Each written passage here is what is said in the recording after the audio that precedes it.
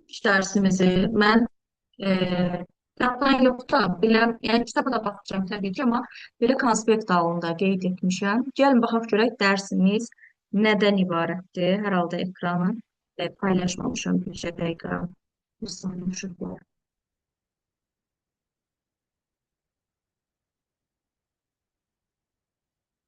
Ekran görürsünüz də, eləmi?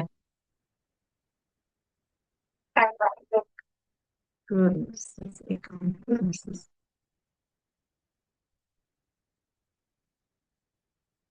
Yəni ekran görəcəksiniz.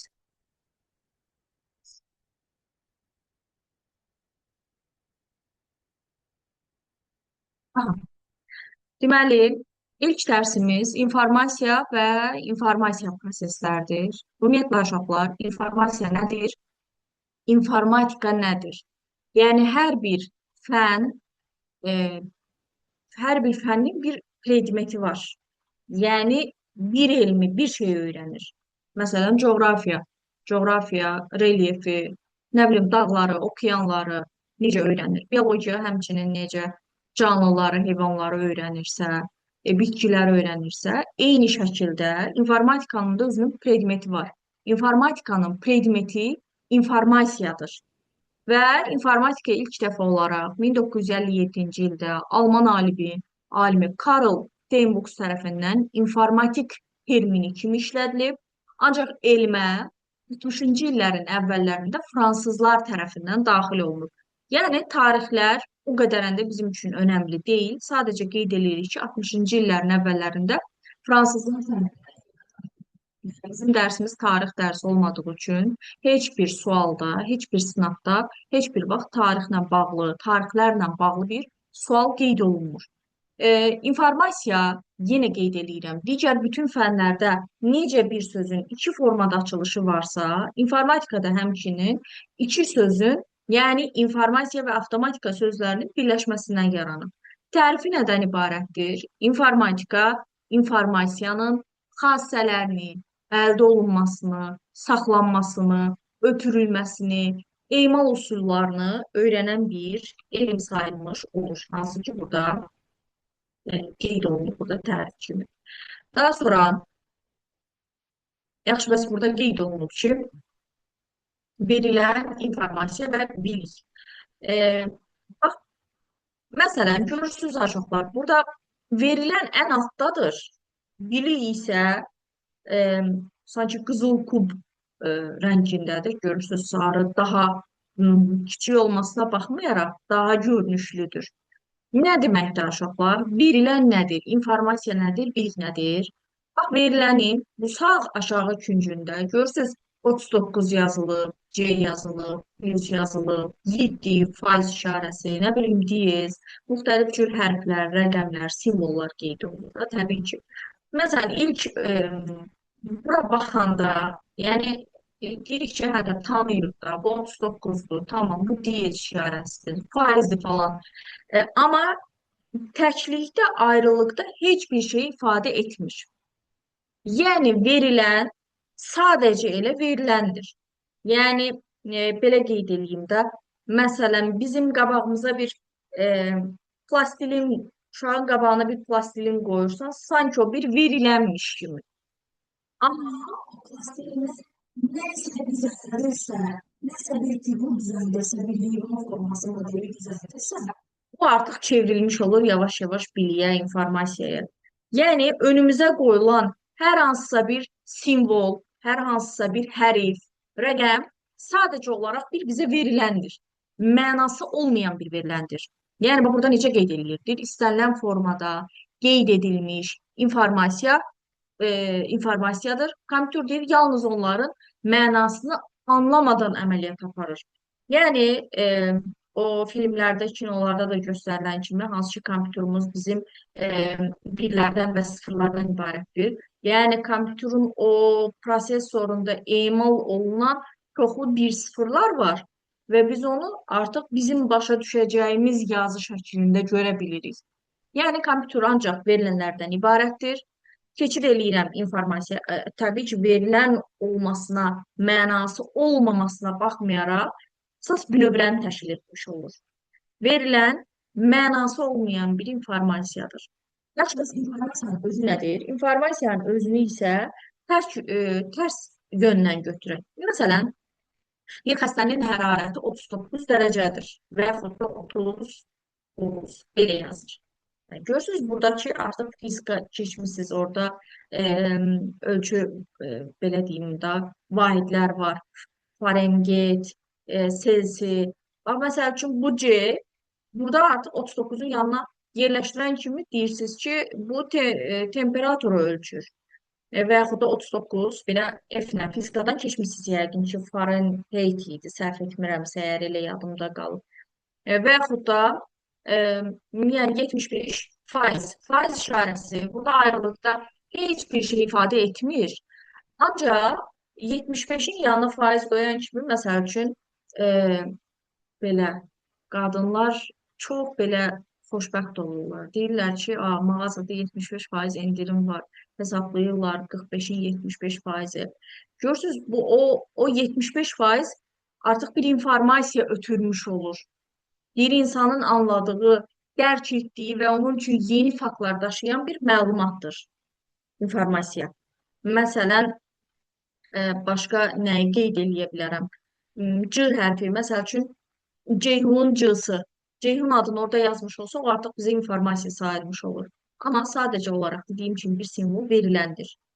Bilik nədir bəs? Məsələn, hansınız qeyd edə bilərsiniz ki, məsələn, Selsidən Farenheitə keçid zamanı neçəyə vururduq əmsal olaraq? 9-10-da 4 idimi?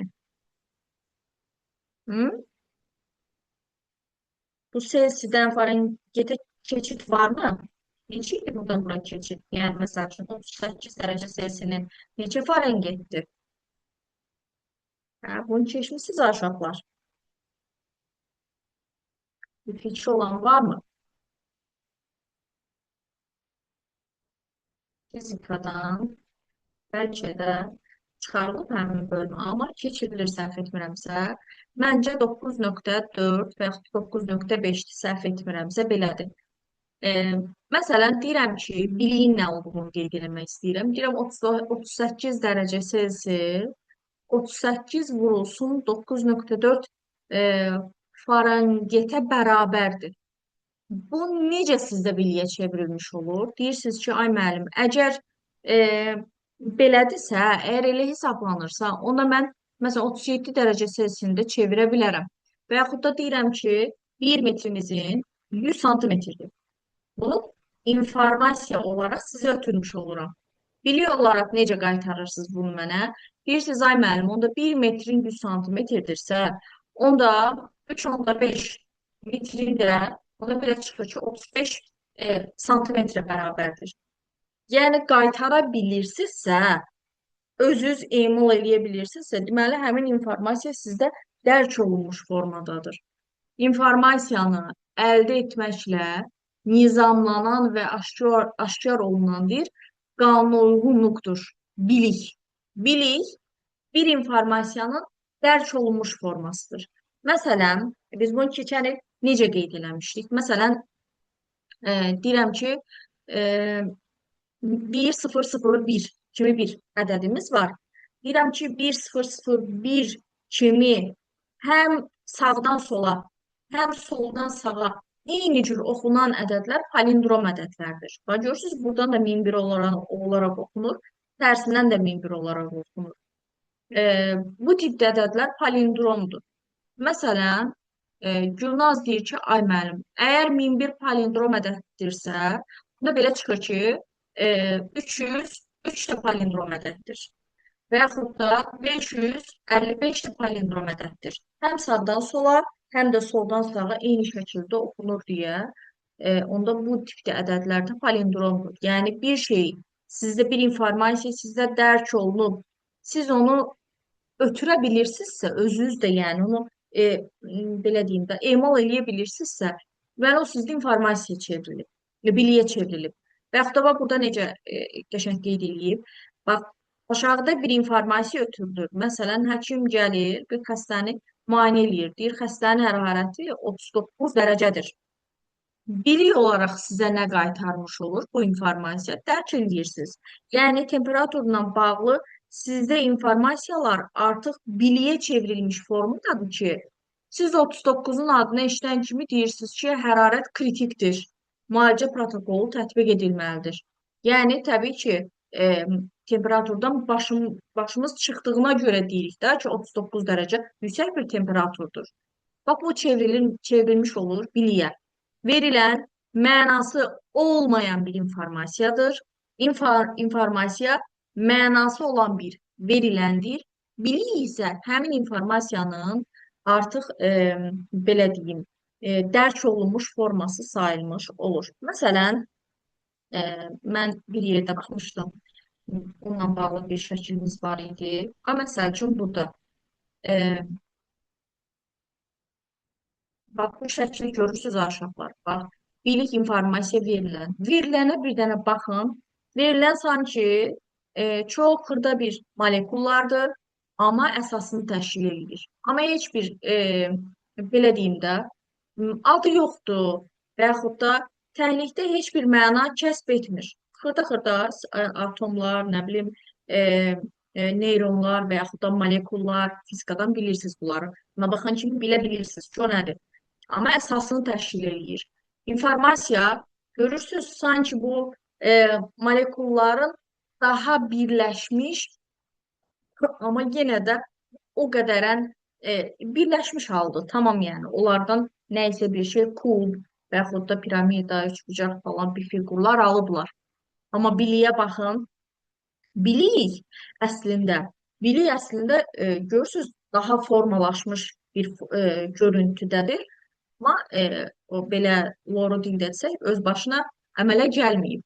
Onun əmələ gəlməsində verilənin də əhəmiyyəti var təbii ki, informasiyanın da həmçinin. Elə bilirəm ki, bu şəkil sizə bilik, informasiya verilən haqqında kifayət qədər məlumat ötürmüş olur. Olur belə. Daha sonra sualı olan var aşağılar. Sual varmı? Tamam. Düşün. Fikir edirəm. Sonra insanın deyir, informasiyanı qəbul etməsi aşağılar və insan informasiyanın 80-90%-ni görmə vasitəsilə alır. Ümumiyyətlə, insan informasiyanı duyu üzvləri vasitəsilə qəbul edir, hansı ki, bunun ən əsası görmədir. Görmə vasitəsilə bizim aldığımız informasiya vizual informasiyadır. Yəni, gözlər vasitəsilə alınır və bütün informasiyanın 80-90%-ni təşkil etmiş olur. Yəni, bir dənə təsəvvür edin, 90%-dən geriyə 10% qalır. Və ona görə həqiqətən də insan, yəni gözdən əlil olan bir insanların ona görə xüsusi bir istedadı olur. Ki, onlar, yəni həqiqətən də bunu psixologiyada belə deyim, bunu tətbiq eləyən və yaxud da insanın gözünün necə əhəmiyyətli bir orqan olduğunu insan özü dərk etməlidir. Bir dənə təsəvvür eləyin, yəni ki, gözümüz görmür. Həqiqətən də bunu mən tətbiq eləmişəm ki, gözüm görməyəndə insanın ağzı da dil dadqanma qabiliyyəti də itmiş olur və yaxud da duyma qabiliyyəti, toxunma qabiliyyəti, yəni iyi bilmə qabiliyyəti, hətta danışma qabiliyyəti belə hardasa bir axsamış olur, belə qeyd edeyim. Ona görə görmə problemi olan insanlarda xüsusi istedad olur. Çünki bu 80-90% bir insandan alınıbsa, bir yerdən mütləq ona verilmiş olur. Olur belə. Sonra səs qulaqlar vasitəsilə alınmış olur. Səs vasitəsilə aldığımız informasiya audial informasiyadır və bir informasiyanın hardasa 8-9%-ni biz qulaq vasitəsilə alırıq. Aldığımız informasiya da audial informasiyadır. Qalan 1%, hardasa 2% dad vasitəsilə, yəni dil vasitəsilə, burun vasitəsilə, bir də taktil, yəni dəri vasitəsilə aldığımız informasiya sayılmış olur. Bir də qeyd edirəm, görmə vasitəsilə, göz vasitəsilə aldığımız informasiya, vizual informasiya, qulaq vasitəsilə aldığımız informasiya, audial informasiya, dil vasitəsilə aldığımız informasiya, dad informasiyası, burun vasitəsilə aldığımız informasiya, qoxu, dəri vasitəsilə aldığımız informasiya isə taktildir. Yəni, qalan digərlərini demək olar ki, bilirik. Biraz taktil sözü bəlkə fərqli bir termin ola bilər. Taktil də, yəni bir əşyanın belə deyim də, görməsək belə onun sərt və yaxud da yumşaq olduğunu e, tuta bilirik, bilə bilirik. Məsələn, görürsüz, havaya çıxırıq, havanın isti olduğunu əslində bizə dərimiz, yəni taktil informasiya vasitəsilə biz alırıq ki, hava çox istidir. Dərimiz bizə bunu bildirmiş olur. Yəni gözlə bunu dərk etmirik ki, hava çox istidir. Dəri bizə çatdırmış olur. Bu belə informasiyanın xassələri nədir? Bunlar belə deyim də, informasiyanın qəbul etməsi duyğu üzvlərimiz vasitəsilə qəbul olunmuş olur. Hansı xassələrimiz var uşaqlar? Və informasiyanın xassələri e, nə üçün lazımdır? İnformasiyanın xassələri uşaqlar bir informasiya haqqında düzgün qərar qəbul etmək üçün önəmlidir. Bir informasiya obyektiv olmalıdır, tam olmalıdır, etibarlı olmalıdır, aktual olmalıdır, anlaşıqlı olmalıdır. Hər qəbul edilmiş məlumat yararlı olmur. Yalnız bu xassəyə deyil, 5 xassəyə sahib informasiya dəqiq qərarlar qəbul etməyə deyil, kömək etmiş olur. Bunlardan biri də var. Gəlin onu da buradan qeyd edək ki, həmin xassə adekvatlıq xassəsidir. Onu adekvatlıq xassəsidir. Qeyd edəcəm ki, adekvatlıq xassəsi nədir? Deməli, gəlin onlara bir-bir baxaq. Bax, bir informasiya obyektiv olmalıdır. Obyektiv informasiya deməli, nə deməkdir? Obyektiv informasiya başqasının fikrindən asılı deyil.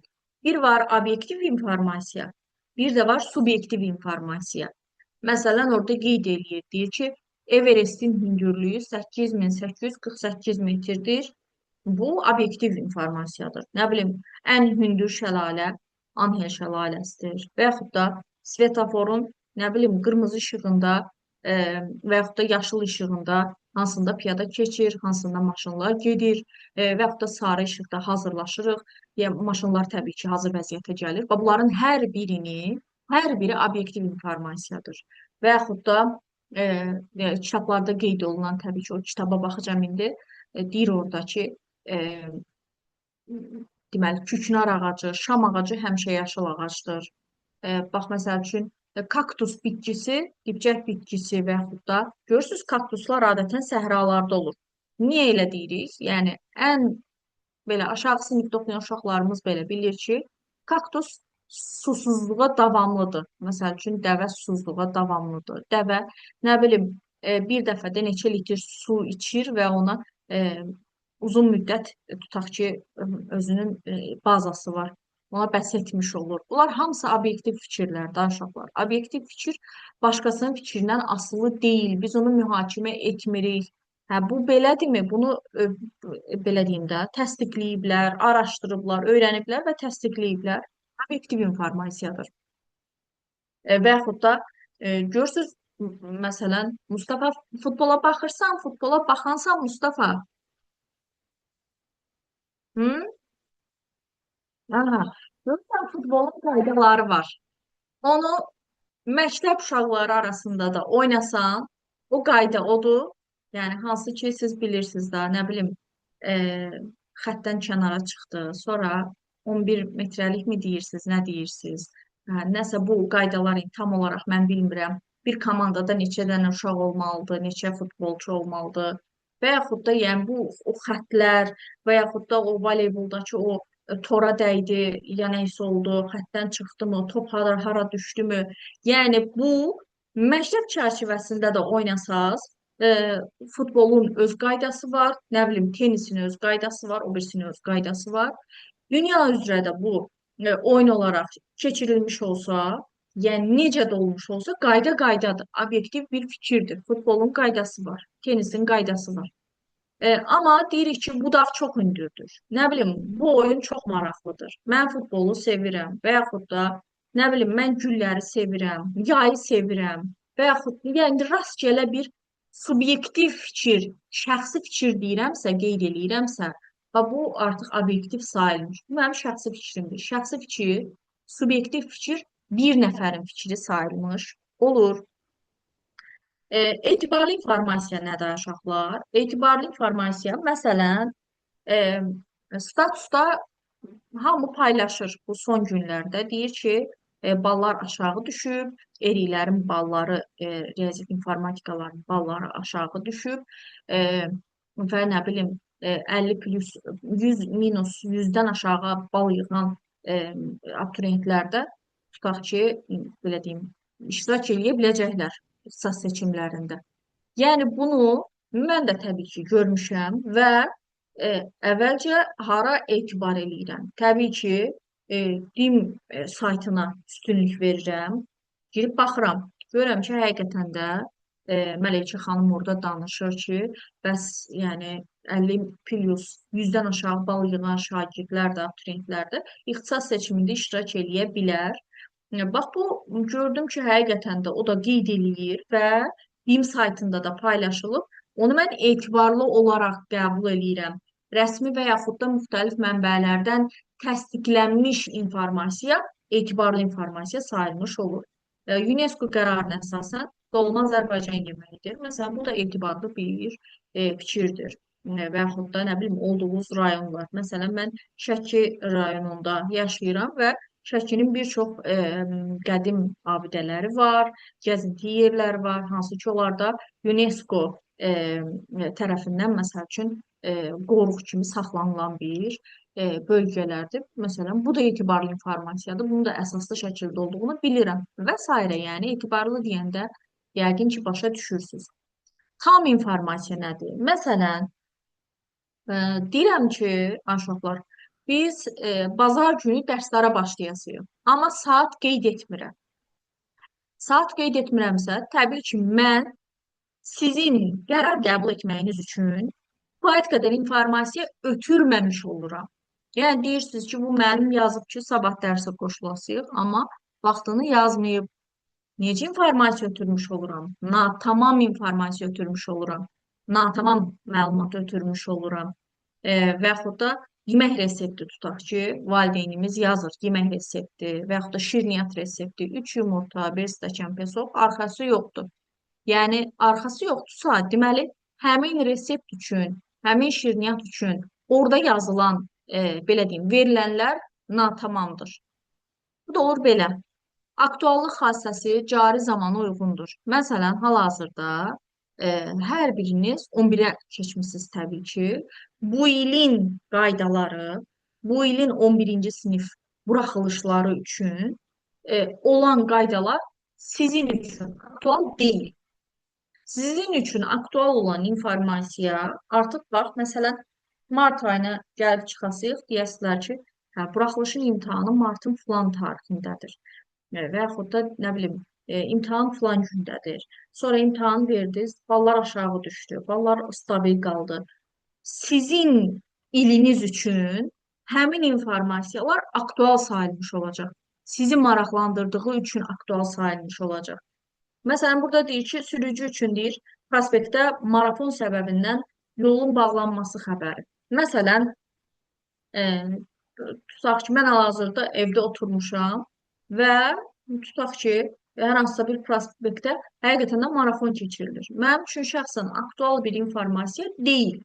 Yəni, amma təbii ki, sürücülər üçün və yolu o yoldan keçən, o prospektdən keçən sürücülər üçün o marafonun orada saat neçədə keçirilməsi aktual informasiyadır. Çünki onları maraqlandırır təbii ki, onlar üçün əhəmiyyətli bir informasiyadır, bilməlidir. Bilməsə yolda qalır və s. Sonra anlaşıqlı informasiya hədəf kütləsinin başa düşdüyü şəkildədir. Anlaşıqlı, məsələn, musiqi savadı olan üçün deyir, Koroğlu Verturasının notları anlaşıqlıdır.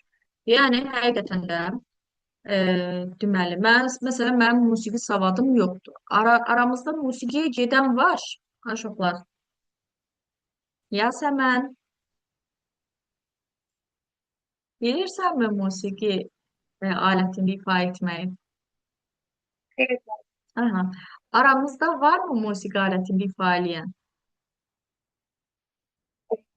Deməli, bax, məsəl üçün, hər birimiz üçün, mən də musiqi notlarını tanımıram.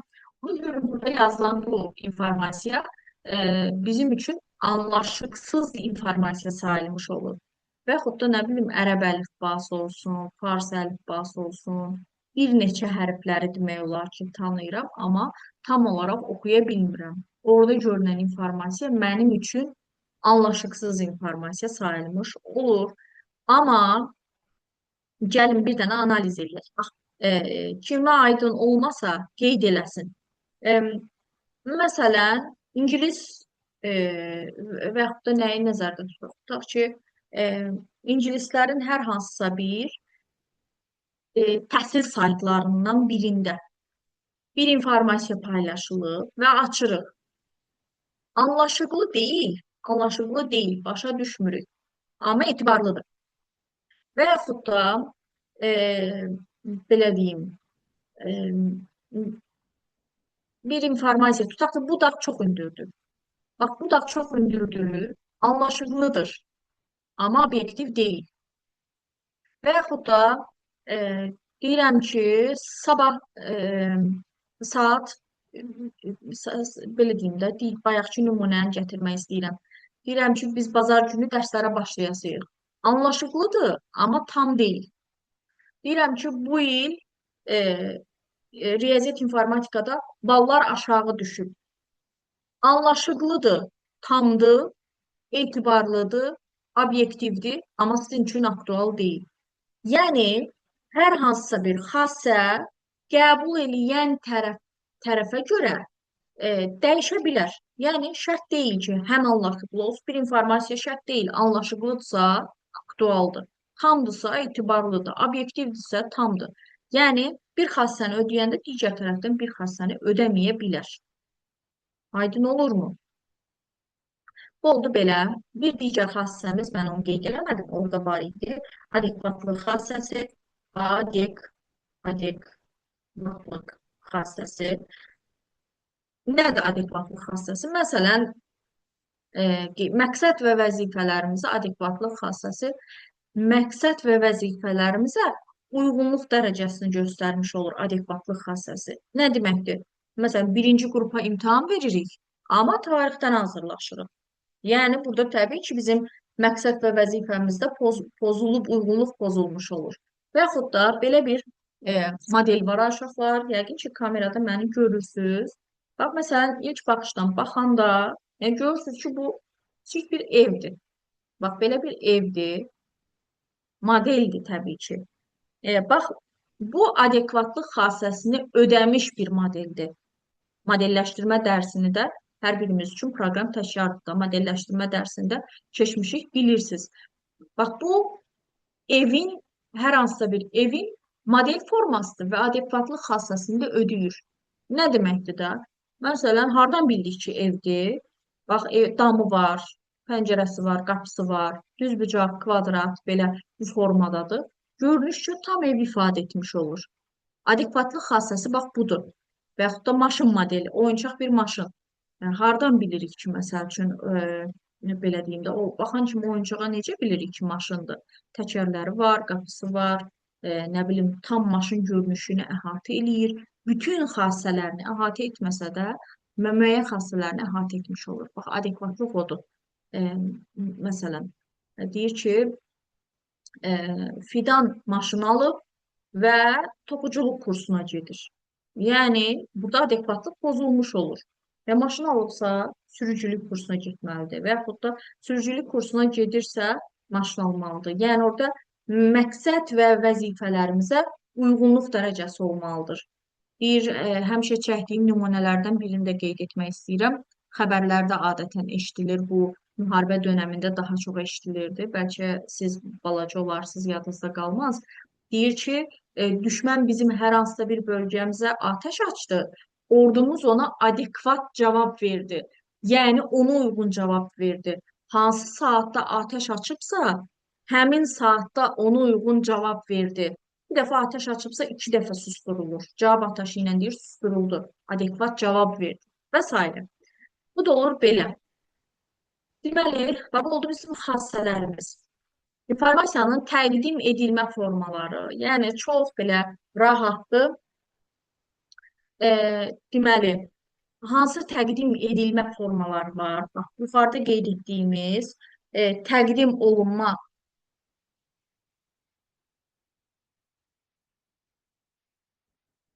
təqdim olunma formalardır. Bu isə təqdim edilmə formalardır. Mətin, ədəbi, qrafik, səs və video formaları.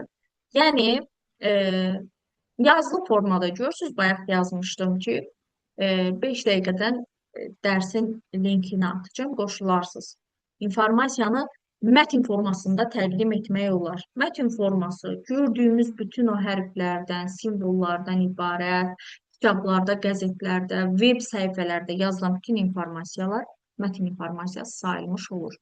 Ədədlərlə ifadə olunan bütün informasiyalar, təqdim olunan informasiyalar ədədi informasiya adlanır. Məsələn, deyirəm ki, saat 19:38-dir. Mən ötürdüyüm informasiya sizə ədədi informasiya sayılmış olur. Deyirəm ki, oyun 3-2 filan komandanın xeyrinədir. Ədədi informasiya ötürmüş oluram. Avtomatik olaraq beyində e, belə deyim, artıq hər bir şey oturmuş olur ki, aha, filan komanda öndədir. Yəni belə, filan şagird tutaq ki, fizikadan və yaxud da informatikadan 25 plus yığıb ədəd informasiya ötürmüş oluram. Sairə. Qrafik informasiya, e, məsələn, indi adətən televizoru belə nümunə gətirirəm. Televizora demək olar ki, heç birimiz baxmırıq, amma evdə baxanımız varsa, bəlkə də görmüsünüz. Xəbər aparıcısı oturur orada xəbərlərdən belə deyim, hər hansısa bir məlumat verir. Deyir ki, məsələn, bu 2026-cı ildə ölkəyə tutaq ki, bu qədər turist axın edib və yaxud da bu qədərən tutaq ki, nə bilim, ölkəni tərk eləyən var və s. Yəni belə hardasa danışır. Arxa fonda, monitorda belə bir görüntü də bilir. Yəni, tutaq ki, bu turistlərin sayıdır, bu ölkəni tutaq ki, tərk eləyənlərin sayıdır və yaxud da nə bilim, miqrant falan orada qeyd eləyir də. O danışdıqca o arxa fondakı o qrafika baxan insan haqqında baxan belə deyim, insan artıq həmin informasiya haqqında daha dolğun şəkildə bir informasiya qəbul eləyir. Deyir, bax da görürsən, deməli, turistlərin sayı miqrantların sayından az imiş və yaxud da çox imiş. Görürsünüz, bu paydan balacadır. Yəni baxanda görmək olur. Və sairə aşağılar. Yəni gördüyümüz bütün rəsmlər, sxemlər, çertyojlar, bunların hər biri qrafiki informasiya sayılmış olur. Sonra insan nitqi, radio dalğalar, siqnallar, musiqilər, nə bilim, bunların hər biri səs informasiyasıdır. Video informasiyada bilirik ki, video informasiya videoda nələr olur? Videoda kadrlar olur. Aramızda hər birimiz yəqin ki, şəkillərdən video düzəltmişik, heç olmasa bir dəfə də olsa. Şəkildən video düzəldirik, görürsünüz, kadrdan düzəldirik. Kadr daha sonra belə deyim, arxa fona da bir dənə musiqi qoyuruq, olur video. Ona görə də video informasiya aşağılar hərəkətli kadrlar, digər formaların sintezi, yəni qarışığı. Bir videonun içərisində həm səs ola bilər, həm qrafik ola bilər, bura mətn də qeyd edə bilərik və s. Deməli, qoy bu proseslərin dövrü qalsın burada. Buradakı bir neçə suala baxmaq istəyirəm. Bu bizim kitabımızda olan informasiyalardır. Hansı ki, mən onu bu şəkildə konspektləşdirmişəm. Məsələn, Yasəmən 10-cu sinifdə hazırlığa getmisən? Yoxsa birinci ilində getməmisən? Tamam. Ona bu kitab haqqında məlumatın yoxdur, eləmi? Dimin kitabını heç yəqin ki, görməmisən. Fidan üçün təkrarlı digər şagirdlər birinci dəfə görür. Ona görə baxacağım buradakı suallara. Deyir ki, şagird sualı növbə ilə verirəm. İlk sualımı verəcəm Fidana. Deyir, şagird tənəffüsdə narıncı yedi. O meyvədən hansı növ informasiyaları alar? Buyur Fidan. Aha, bir narıncı dediyimiz söhbət portağaldan gedir. Ona bənzər bir meyvə, portağal, apensin kimi. Deyir, təbii ki, onun vizual görünüşü var, dadı var. Taktil deyəndə, yəni dilimlərini nəzərdə tutur. Bir də özünə məxsus qoxusu var. Bəli, doğrudur. O meyvədən, bəli, bu informasiya növlərini ala bilər. Sualı verirəm Yasəmənə. Yasəmən, taktil informasiyadır biri. Hansını götürərsən?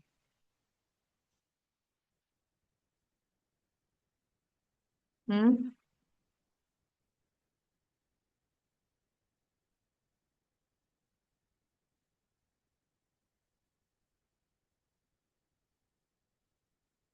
Eynək taxıb kitab oxumaq, qaşıqla stəkandan şəkəri qarışdırmaq, monitora baxmaq, açıq havada musiqi dinləmək, əl ilə buzu götürmək. Taktil informasiya toxunaraq aldığımız informasiyadır. Hə, Yasəmən?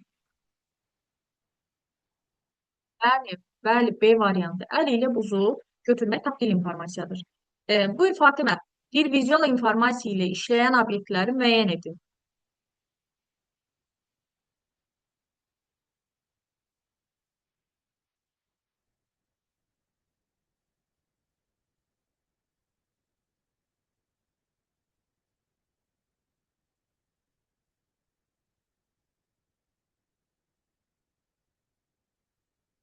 Mikroskop, turbin, teleskop, e, A mı? Baxaq bir dənə A-ya. Bəli, bax. B variantında fonendoskop nədir bilirsiniz? O qulaqlara taxıb ürək səsini dinləyirlər. Bax, fonendoskop odur. Təzyiq aparatının içərisində ürək döyüntüsünə qulaq asan aparatdır. Evet, tabii ki, ürək döyüntüsünə qulaq asırsa, orada audial informasiya var. Yəni vizual deyil. Eynək vizualdır, tamam görməni təmin eləyir, amma qulaqcıq burada e, belə deyim, variantı pozur. Radionu biz audial qulaq vasitəsilə alırıq. Ona görə D-ni də götürmürük. Y variantında tütək var. Tütək də audial informasiyadır. Burada da mikrofon təbii ki, variantı bax, çıxış etməyimizə səbəbdir. Mikrofon vasitəsilə də biz audial informasiyanı almış oluruq. Amma A variantında mikroskop. Mikroskop çox kiçik bir belə deyim, hissələri yaxından baxmaq üçündür. Turbin teleskopdur, turbindir. Uzaq məsafədən olan hər hansısa bir nəsnəyə baxmaq üçün lazım olan bir obyekt sayılmış olur. Ona görə də vizual informasiya ilə işləyən obyektlərimiz bəli A variantındadır. Mustafa, bu tablar çox duzludur. Deyir, babası deyir, o hansı duyğu orqanı ilə bunu hiss eləyər? Bəli, deyir, doğrudur. Daha sonra Euler-Venn diaqramına uyğun deyil bəndləri müəyyən eləyin. Deməli, gəlin bunu qoy mən kəsəyim ki, orada bir yerdə işləyə bilək.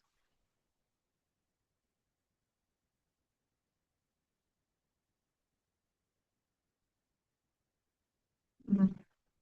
Deməli, bax, e,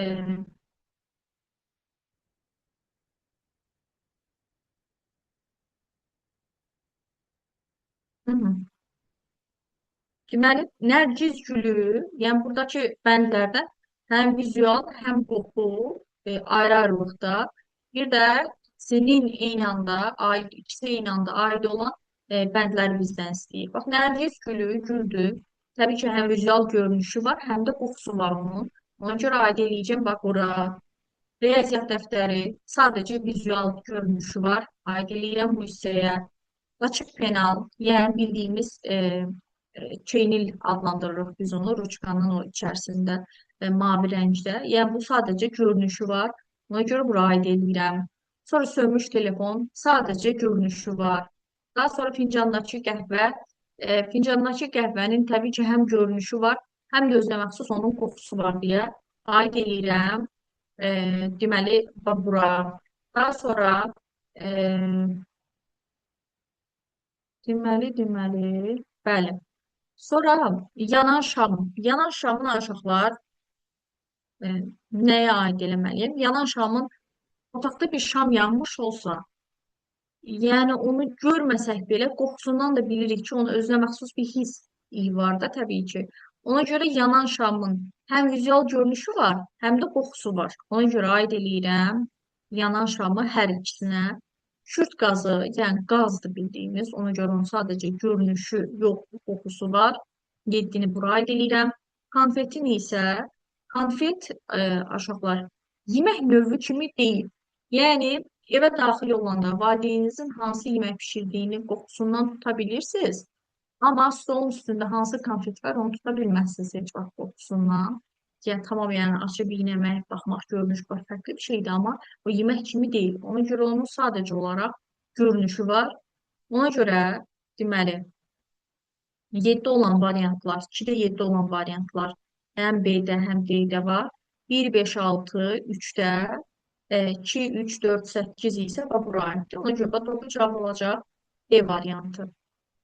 Bu da olur belə. Bu tipdə sual, informasiyanın xassələri ilə bağlı suallar bu arada düşür. Belə deyim. İndi gəlin bura baxaq. Burada nə deyir? 6-da deyir ki, vizual informasiya, dad informasiyası, qoxu informasiyası. E, Buyur Fidan, Tur, Şirin nəyə aid etmək olar?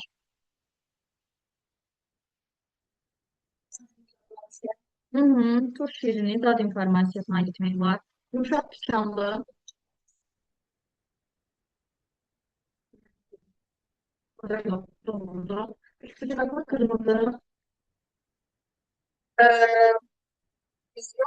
bəli, görünüşünə aid etmək olar.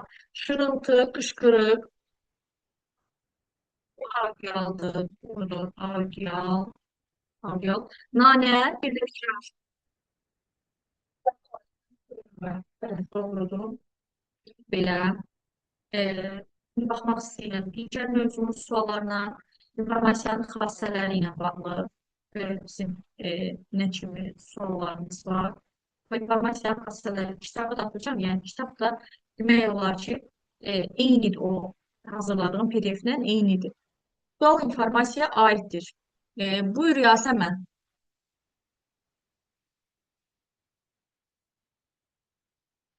Danışıq dilində alıcıya aydın olması, danışıq dilinin alıcıya aydın olması, doğru ardıcıl fikirlərin olması, lazımi vaxtda əhəmiyyətli olması, qərar qəbul etmək üçün bütün verilənlərin olması, mövcud hadisələrin düzgün əks olunması.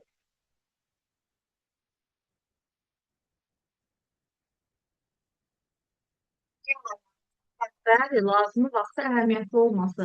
Aktual informasiya lazımi vaxtda e, həmin şəxs üçün əhəmiyyətlidirsə, deməli həmin informasiya, aktual informasiya sayılmış olur. Buyur Fatimə. Hansı fənddə küknar ağacı üçün obyektiv informasiya deyə göstərilib?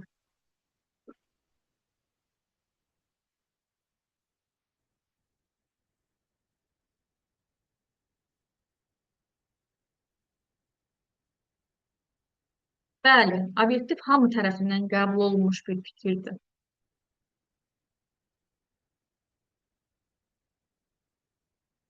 Bəli, Çınar ağacı yine yarpaqlı ağacı təbii ki. Bu artıq obyektiv fikirdir. Ən gözəl ağac, şəxsi mənim fikrim ola bilər, sənin fikrin ola bilər. Bütün iqlim qurşaqlarında təbii şəkildə bitə bilməz. Yəni bu da iqlimin təbii ki, iqlimdən asılıdır ki, orada bitir ya bitmir. Bütün xalqlar üçün bayram rəmzidir. Xeyr. Ən tez böyüyən ağacdır. Xeyr. Yəni küknar ağacı deyəndə uşaqlar çam ağaclarını nəzərdə tutur. Hansı ki, yəqin bunu yolka ağacı kimi nəzərdə tutur. Bayram rəmzi, məsələn, əslində bizim üçün bayram rəmzi deyil. Bizim əsas bayramımız Novruz bayramı və orada da simvol olaraq səmənli götürürük. Düz indi yolka qururuq, amma bütün xalqlar üçün bayram rəmzi deyil təbii ki. Ən tez boyu böyüyən ağac da o da iqlimdən asılı da ola bilməz. Mustafa, tam sənlik bir sual. Deyir, magistral yolda yerləşən radar stansiyasının göstəricilərinə əsasən sürücüyə avtomobili 150 km/saat sürətlə idarə etməsi barədə bildiriş və həmin yerdən çəkilmiş şəkil göndərildi. Bu məlumatı deyir, xarakterizə edin.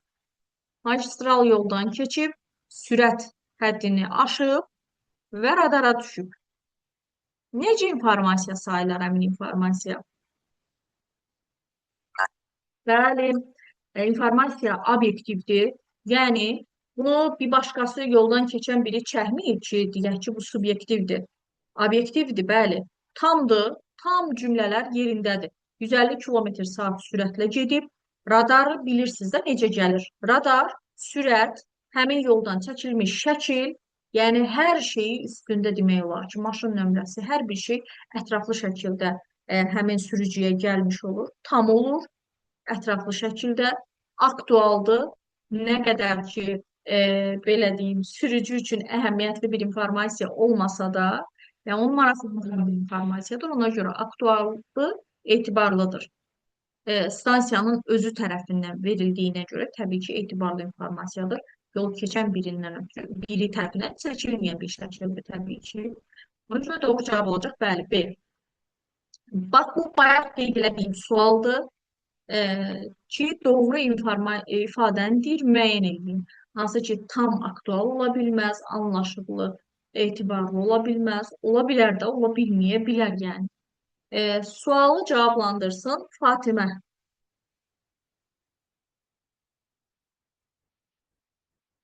Doğru ifadəni deyir, müəyyən edin.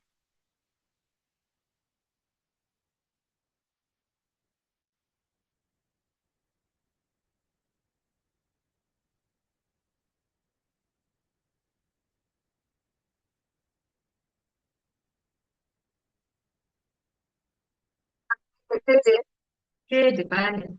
Tam informasiya həmişə aktualdır. Dediyim kimi, tam ola bilər, amma da olmaya bilər. Etibarlı mənbələrdən alınan informasiya anlaşıqlı olur, olmaya bilər. Yəni başqa bir dildə yazıla bilər təbii ki. Bayaqki notlarla bağlı ola bilər təbii ki, anlaşıqlı olmaya bilər.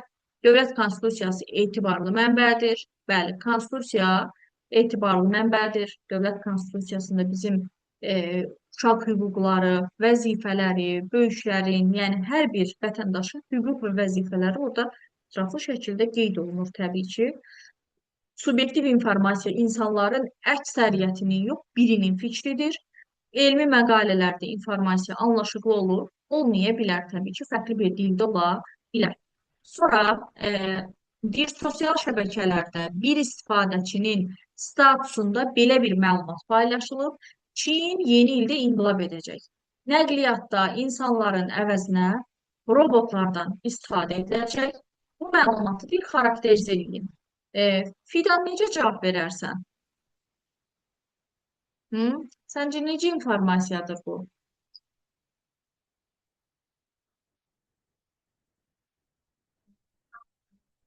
Bəli.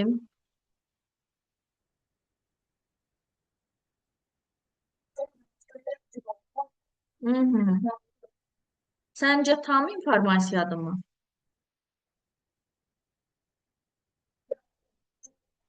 Hı -hı.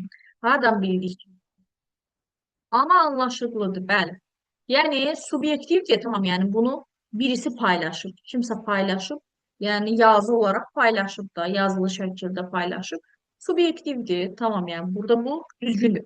Amma tam deyil. Yəni Çindədir yeni ildədir, inqilab edəcək, Çin yeni ildə hansı ilini qeyd eləmir.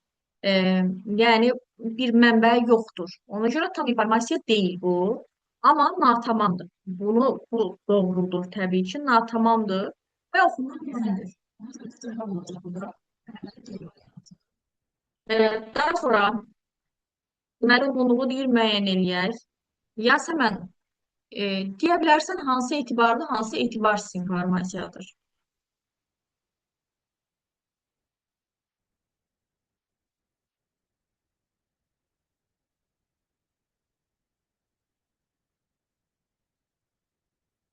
Hı -hı. Birinci cümlə hansı olur səncə?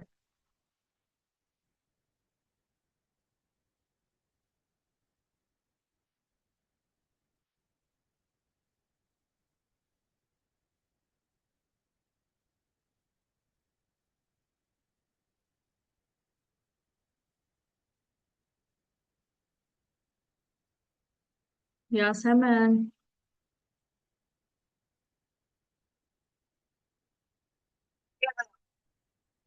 Hı -hı. B variantı etibarsızdır. A variantı bəs. C variantı etibarlıdır, düzdür. Bəs A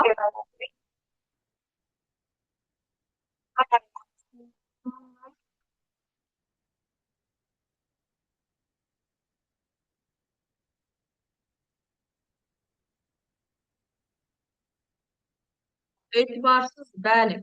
Toz-soğuran deyil, yüksək soğurma gücünə malikdir. Toz-soğuranı haqqında məlumat verir. Amma naməlum ünvandan gəlib. Yəni, hər hansısa bir e, elektronik mallar satılan bir mağazadan gəlməyib. Yəni, naməlum olduğuna görə etibarsızdır. Bu B variantı. E, Yəni biraz qarışıq cümlədir. Nədir deməkdir də? Bunu hardasa keçən ilə qədərə aid eləyirdim etibarsıza. Amma mənim bir şagirdim bu Novruz Svente, yəni bu tipdə hərflər bu hər hansı bir əlifbada var imiş. Yəni, mən bilmirdim şəxsən. Və əlifbanı tam olaraq xatırlamıram. Və burada əslində etibarlı bir cümlə yazılıbmış. Biraz iki başlı sual kimi gedir bu. Novruz, Svente, nə bilim Azərbaycan, görürsüz, gerisini oxuya bilmirik biz. Əslində burada yazılıb ki, tərcümə, Google-un o translate hissəsinə tərcümə eləmişəm. Orada deyir, Novruz Azərbaycanın bayramıdır və 20-sindən 20 martın 20-sindən 21-nə keçən gecə gecə ilə gündüz bərabərləşir yazılır bax burada. O həqiqətən də elədir bizdə, yəni o etibarlı bir cümlədir, amma anlaşıqsız cümlədir. Bu cümlə əslində anlaşıqsız cümlədir. Anlaşıqsız cümlə sayılmış olur. Yəni nə etibarlı, nə etibarsız olaraq qeyd edə bilmirik ona görə. İshak Newtonun üç hərəkət qanunu var. Bəli, bunu artıq siz bilirsiniz. Etibarlı bir cümlədir. Sonra 2024-cü ildə yeni virus pandemiyası gözlənilir. Facebook sosial şəbəkəsində paylaşılıb. Bu, yəni etibarsızdır bir yeni. Bəli. Sonra orada da qeyd edir ki, 2022-ci ildə Respublika Azərbaycan sayılı hər elan olub. Həqiqətən də hər ilimizi bu şəkildə qeyd edirlər. Etibarlı informasiya satılmış olur. Bu informasiyanın təqdim edilmə bayaqki formalarıdır. O cədvələ gəlmək istəyirəm. Hansı ki, burada da qeyd olunur. Yəni, orada daha rəngarəng qeyd olunur. Mətn forma, ədədi, qrafik, səs, video formasında siz də həmçinin bir informasiyanı həm yazılı formada təqdim edə bilib, həm də onu səs formasında da təqdim edə bilirsiniz. Yəni, səs ata bilirsiniz.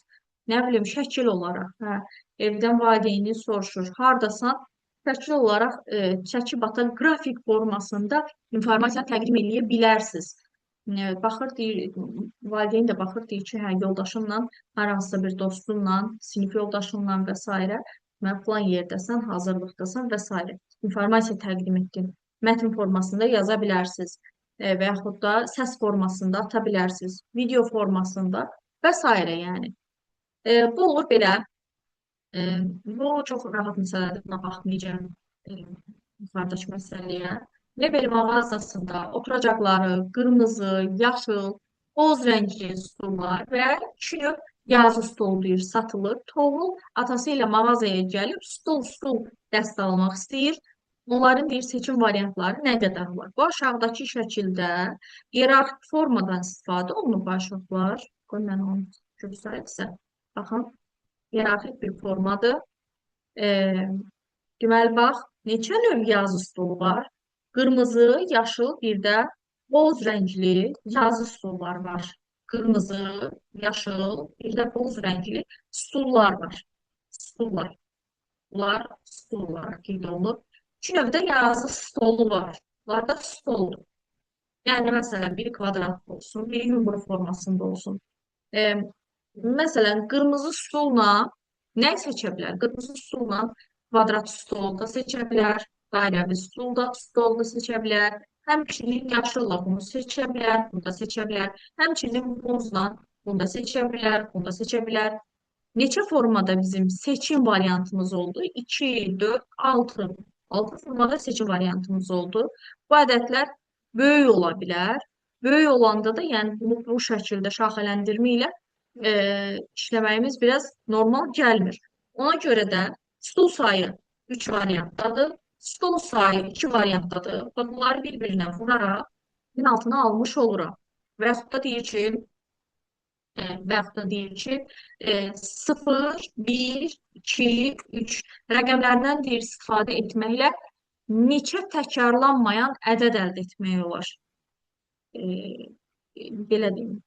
Neçə ədəd əldə etmək olar? Neçə ədəd əldə etmək olar? Ədəd əldə etmək olar. 0, 1, 2, 3 rəqəmlərindən ibarət neçə 3 rəqəmli ədəd əldə etmək olar? 3 rəqəmli ədəd əldə etmək olar. 3 rəqəmli ədəd. Bax, 3 rəqəmli. 3 dənə variantım var. Necə yaza bilərəm bunu təbii ki? Birinci mövqeyə, yəni yüzlük mərtəbəsinə 1 qoya bilərəm. 2-ni, bir də 3-ü təbii ki, qeyd edə bilərəm. Çünki 0 ilə başlayan bir ədədimiz yoxdur. İkinci, onluq mərtəbəsinə 0 qoya bilərəm. 1-i yaza bilərəm. 2-ni yaza bilərəm. Bir də 3-ü yaza bilərəm təbii ki. Təlim mərtəbəsinə də həmçinin 0, 1, 2, 3-ü yaza bilərəm. Yəni 11-ci sinifdə keçəcəyiniz o belə deyim, ehtimal, sonra o permutasiya, sonra kombinezonlar var. Bilməm, keçmisiniz ya yox. Heç keçəniz var aranızda? Permutasiya, kombinezondur, ehtimal nəzəriyyəsi. Bəli. Yəni bax bunlar orada necə verilirsə, ehtimal eləyirik də. Nə bilim torbanın içərisindən zərin tutaq ki, 6 qoşa çıxma ehtimalı və yaxud da 99 rəqəmdən ibarət olan bir torba var içində. İçindən 67-nin çıxma ehtimalı, tək rəqəmlərin çıxma ehtimalı, cüt rəqəmlərin çıxma ehtimalı və bunların hər biri ehtimal nəzəriyyəsidir. Bu da həmçinin ona aiddir. Ona görə də ədədlərin hansının hansı olması bizim üçün əhəmiyyətli deyil. Əsas odur ki, birinci mövqeyə, yüzlük mərtəbəsinə mən 3 dənə rəqəm qoya bilərəm. Onluq mərtəbəsinə 4 rəqəm yerləşdirə bilərəm. Təlik mərtəbəsinə də həmçinin 4 rəqəm yerləşdirə bilərəm. Nə olacaq? Yəni, təbii ki, yuxarıda bunu necə bulmuşdumsa, bunları da həmçinin bir-birinə vururam. 2, 4, 12, 12 ilə 4-ə 48. 48 ədəd əldə etmək mümkündür. Bir də ədədləri oxuyun aşağılar. Bax, 1, 0, 0, 100, 101, 102, 103. Sonra 110, 111, 112, 113. Sonra 120, 121, 122, 123. Sonra nə bilim gəlir 130, 131, 132, 133. Yəni bu şəkildə 48 dənə 3 rəqəmli ədəd düzəltmək olar. Əgər sualda desə ki, 0, 1, 2, 3 rəqəmlərindən neçə rəqəmləri müxtəlif ədəd düzəltmək olar? Bax, rəqəmləri müxtəlif ədəd düzəltmək olar. Yəni, məsələn, birinci mövqeyə zaten 0 qoy, 2 biraz qəlizləşdirməyim. Məsələn, yazın ki, 1, 2, 3 rəqəmlərindən ibarət neçə rəqəmləri müxtəlif, 3 rəqəmli ədəd düzəltmək olar. Rəqəmləri müxtəlif deyəndə, bax, bunu nəzərdə tuturam. 323, məsələn, rəqəmləri müxtəlif deyil. Rəqəmləri müxtəlif budur, rəqəmləri müxtəlif budur, rəqəmləri müxtəlif budur. Bunu nəzərdə tuturam. İndi, məsəl üçün, bu rəqəmlərdən istifadə etmişəm. Birinci mövqeyə 1 yaza bilərəm, 2-ni yaza bilərəm, 3-ü yaza bilərəm və deyirəm ki, əgər, məsələn deyirəm, birinci mövqeyə tutaq ki, 1-i qoymuşum. Məsəl üçün, 1-i qoymuşam. Yüzlük mərtəbəsinə 1-i qoymuşam. Bu o deməkdir ki, mən onluq mərtəbəsində və yaxud da təlim mərtəbəsində artıq 1-dən istifadə etməyəcəm. Ona görə onluq mərtəbəsinə 2-ni qoya bilərəm və ya 3-ü qoya bilərəm. Məsələn, onluq mərtəbəsində də bunlardan birini istifadə etmişəm. Tutaq ki, 3-ü. Ona görə təhlil mərtəbəsində də 3-ü istifadə eləməyəcəm. Yalnız 2-ni qoyacam. Ehtimal olaraq nə əldə etmiş oluruq? Bax, 3 rəqəmli ədəd aldım mı? Aldım. Rəqəmləri müxtəlifdirmi? Müxtəlifdir. Bu qaydaya əməl eləyən neçə dənə ədəd ala bilərik? Təbii ki, birinci mərtəbədə 3 rəqəmdən istifadə edə bilərəm. İkinci mərtəbədə 2 rəqəmdən istifadə edə bilərəm. Təliq mərtəbəsində isə yalnız bir rəqəmdən istifadə edirəm. 3 vur 2 vur 1. Yəni 6 ehtimalımız var ki, bizim hansı ki biz 6 dənə rəqəmləri müxtəlif 3 rəqəmlərlə düzəldə bilərik. Və yaxud da bir dənəsində deyəcəm. E, deməli, birini də deyirəm. Deyirəm ki, 0, 1, 2, 3 rəqəmlərindən istifadə etməklə neçə müxtəlif rəqəmləri müxtəlif iki rəqəmlə ədəd düzəltmək olar. Üç rəqəm nə olsun qoy, biraz çox olsun. Bax, neçə üç rəqəmli ədəd düzəltmək olar. 0, 1, 2, 3 rəqəmlərindən istifadə etməklə neçə rəqəmləri müxtəlif üç rəqəmli ədəd düzəltmək olar. Xahiş edirəm, özünüz hərəz yerinizdə yazın və WhatsApp-dan yazılı şəkildə mənə bildirin. 20.18-dir, 5 dəqiqədə vaxt verdim. Rəqəmləri təkrarlanmayan, rəqəmləri müxtəlif 3 rəqəmli ədəd.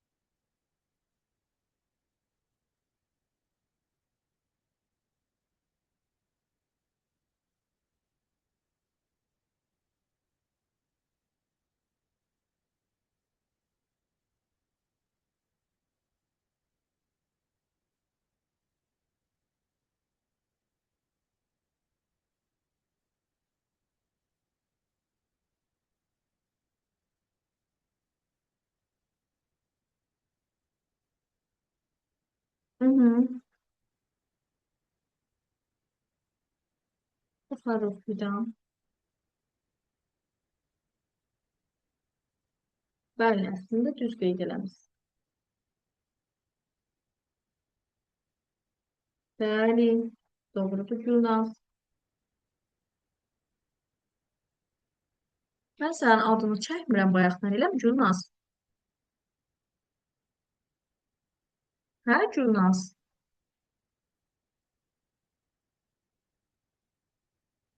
Sən mənim yadımdan tamam çıxmısan.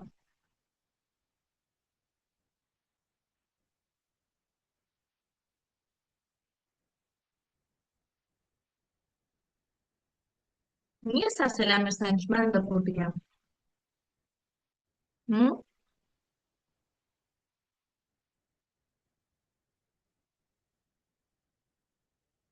Bəli, bəli. Deməli, Gülnazı unutmuşam, tərtəmiz. Yadımdan çıxıb. Üzür sahib Gülnaz, heç o tərəfə baxmamışam düzü. Mən sizi görmürəm hal-hazırda. Yəni, bugün bir tərəfi açanda görürəm ekranda sizin adınızı. Bəli, Gülnaz, Fatimə düz tapmısınız hər biriniz. Fidan sən də həmçinin. Yəni, birinci mövqeyə e, biri yaza bilərəm, ikini yaza bilərəm, üçü yaza bilərəm təbii ki. Və ikinci mövqeyə tutaq ki, bir istifadə etmişəm. Əgər bir istifadə etmişəmsə, ikinci mövqedə daha bir istifadə etməyəcəm. Amma sıfır var təbii ki orada. Sıfırı, ikini, üçü istifadə edərəm. Tutaq ki, bu ədədləri birini götürmüşəm, üçü götürmüşəm. Artıq üçüncü mövqedə təhlil mərtəbəsində də üçdən istifadə eləməyəcəm. Yazacağım orada sıfırı və ikini. Bəli, birinci mərtəbədə 3 ədəd istifadə edirəm. İkinci mərtəbədə də həmçinin 3 ədəd, digər mərtəbədə 2 ədəd, 3-ü 3-ə vururam, 9, 2-yə 18-i almış oluram. Doğrudur. E, deməli, məsələn, buyur Gülnaz, belə bir sualımız var bizim. Deməli, belə bir cədvəl var və deyir oradakı planşetin qiymətini müəyyənləşdir. Planşetin qiymətini sən demən yazın bura. Yaxud da planşetdən ucuz avadanlıqların sayı. Planşetin qiyməti 400 olaraq qeyd edirik. Planşetdən ucuz avadanlıqların sayı,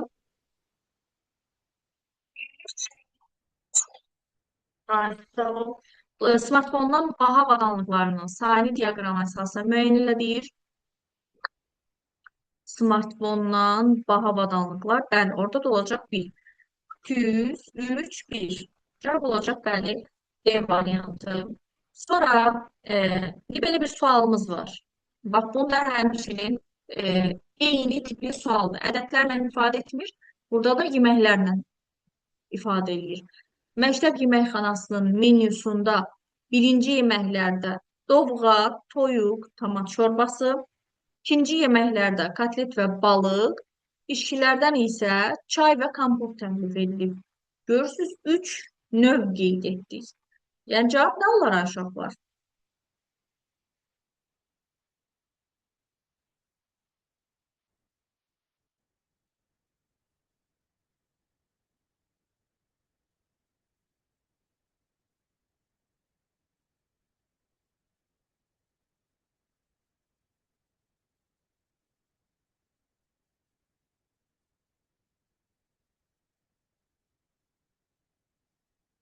Hı hı.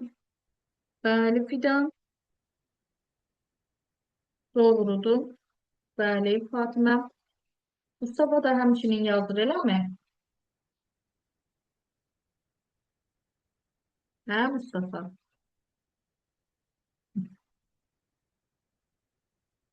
Buyur,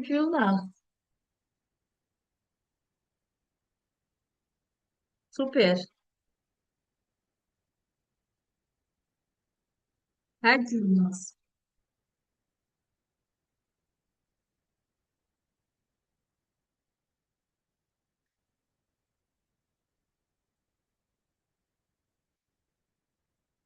Burada ədədlərin yerinə yeməkləri mərtəb olaraq qeyd eləyə bilərsən. Ana yeməklər, birinci yeməklər, ikinci yeməklər, bir də işçilər.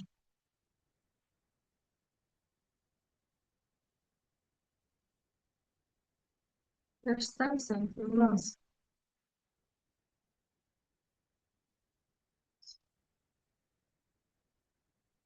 Sxemi qarışdırdım. Bax, e, gəl baxaq. Digər iki yoldaş, bəli, doğru tapıb cavab A variantıdır. Bax, məktəb yeməkxanasının menyusunda birinci yemək, bax, birinci yemək, sonra ikinci, bir də içkilər var. Bax, birinci, ikinci, bir də üçüncü. Birinci yeməklərə neçə növ qeyd etmək olar?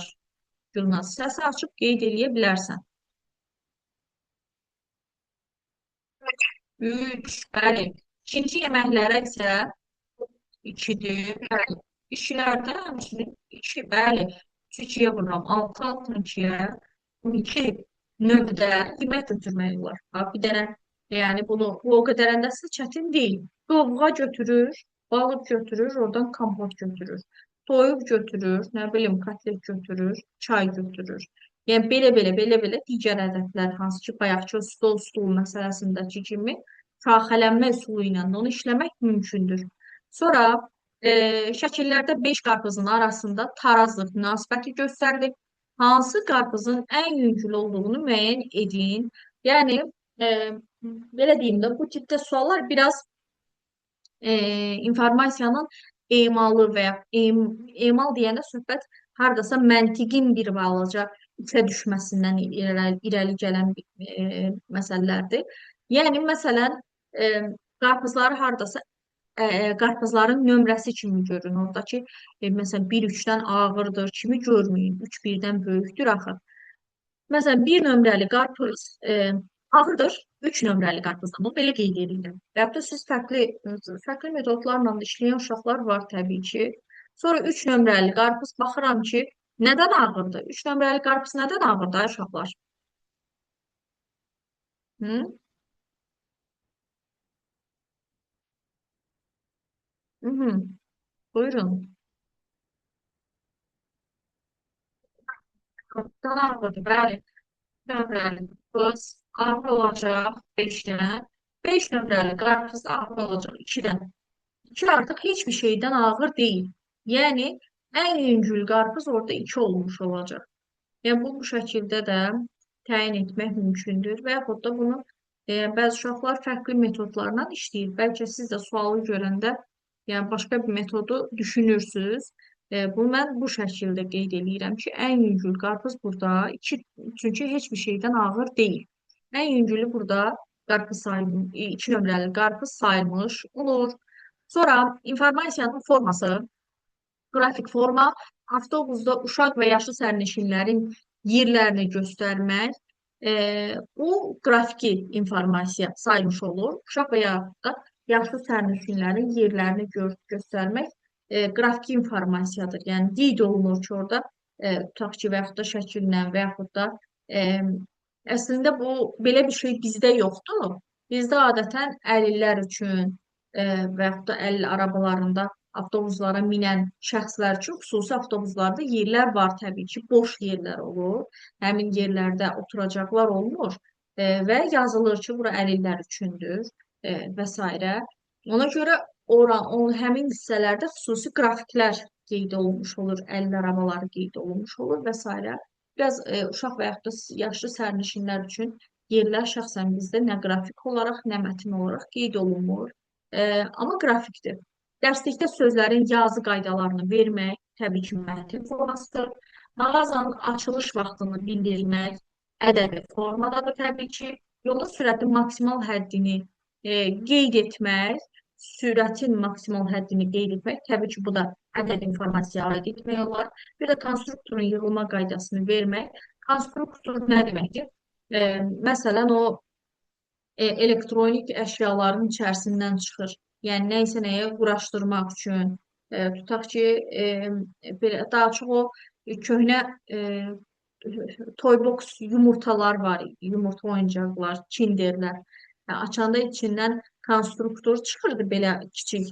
Orada qeyd eləyirdi ki, nə bilim, əvvəlcə təkərlərini taxırsan, sonra nə bilim, qanadlarını taxırsan, sonra nə bilim, belə yəni bu şəkildə kiçik bir təyyarə yaradırsan və s. Konstruktor odur, yığılma qaydasını qeyd eləyir orada. Mozaikanın yığılma qaydasını qeyd etməsi kimi. İndi gəldik informasiya proseslərinə. Ümid edirəm ki, yorulmamısınız. Deməli, informasiya prosesləri, proseslərinin hansı növləri var? Proses nədir ümumiyyətlə? İnformasiya prosesləri 4 hissədən ibarətdir uşaqlar. İnformasiyanın qəbulu, saxlanması, ötürülməsi, bir də emalı ibarət olmuş olur. İnformasiyanın qəbulu, saxlanması, ötürülməsi, bir də emalı. Hal-hazırda siz informasiyanı qəbul edən, yəni toplayan tərəfsiz, mən isə informasiyanı sizə ötürən tərəf sayılmış oluram. İnformasiyanın uşaqlar qəbul prosesi bir təbii qəbul edici ola bilər, bir də süni qəbul edici ola bilər. Təbii qəbul edici, məsələn, insan. Yəni, hal-hazırda siz gözlə və yaxud da qulaq vasitəsilə informasiyanı qəbul edirsiniz. Duyğu orqanları vasitəsilə qəbul edirsiniz, hansı ki, dərsin əvvəlində biz qeyd etmişdik bunu. Məsələn, burada insan kitab oxuyur. Duyğu orqanları vasitəsilə, görmə orqanı vasitəsilə duyaraq həmin informasiyanı qəbul etmək olur. Bu, təbii qəbul edicidir. Bir insan informasiyanı təbii qəbul edir. Amma cihaz, yəni məsələn, kompüter, telefon, bunlar artıq süni qəbul edici sayılmış olur. Məsələn, uşaqlar, havanı qeyd edir orada. Havanın isti olmasını, temperaturunu dərimiz haradasa tətbiq eləyə bilər. Amma dəqiq eləyə bilməz təbii ki. Hava çox istidir, biz deyirik. Yəni, belə deyim, tam olmayan bir informasiya ilə dərimiz bizə qeyd eləyir ki, çatdırır ki, informasiya, belə deyim, hava çox istidir. Amma cihaz bunu süni şəkildə həmin şüaları qəbul eləyir, hansı ki, o meteoroloji stansiyanı nəzərdə tuturam. Stansiya həmin şüaları qəbul eləyir və stansiyada həmin şüaların nə dərəcədə qızğın olduğunu, havanın neçə dərəcədə isti olduğunu ölçmə cihazları vasitəsilə qəbul olunur və temperatur, təzyiq, küləyin sürəti, nisbi sürət, nə bilim, nəmlik və s. bunlar ölçülmüş olur. Süni qəbul edicilərimiz cihazlardır. təbii qəbul edicimiz isə təbii ki, biz insanlar sayılmış oluruq. Məsələn, uşaqlar, bir informasiyanın əldə edilməsi istənilən problemin həllinin başlanğıc nöqtəsidir.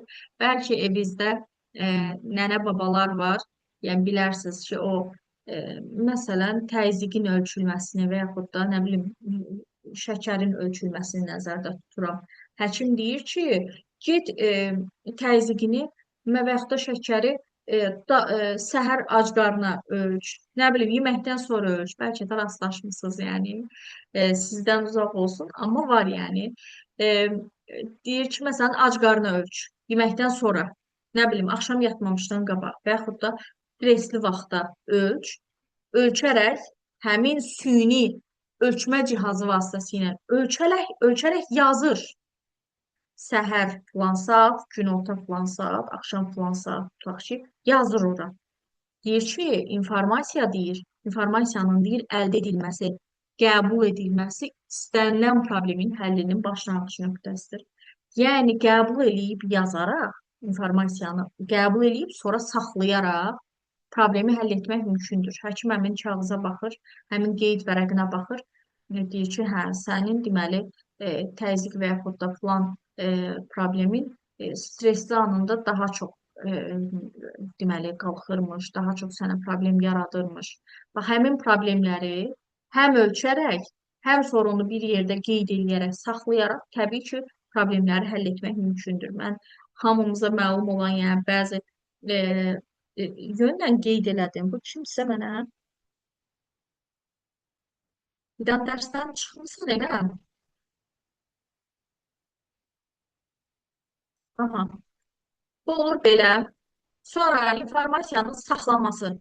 Uşaqlar, bir informasiya e, qədim dövrlərdə bu şəkildə demək olar ki, görmüsünüz. Qədim dövrlərdə daş qayaların üzərində və yaxud da ölü heyvan dərilərinin üzərində ölmüş heyvan dərilərini çıxardıb onların üzərinə yazılar yazırdılar. Düz xətlər çəkərək, məsələn, neçə baş heyvanın olduğunu və yaxud da ailə üzvlərinin sayını və yaxud da nə bilim belə də qəbilədə nə qədər adam varsa, onların hər birinin sayını falan orada qeyd eləyirdilər. Sonra yavaş-yavaş təkamül nəticəsində yavaş-yavaş kağız meydana gəlir, yazı meydana gəlir, çap aparatları meydana gəlir.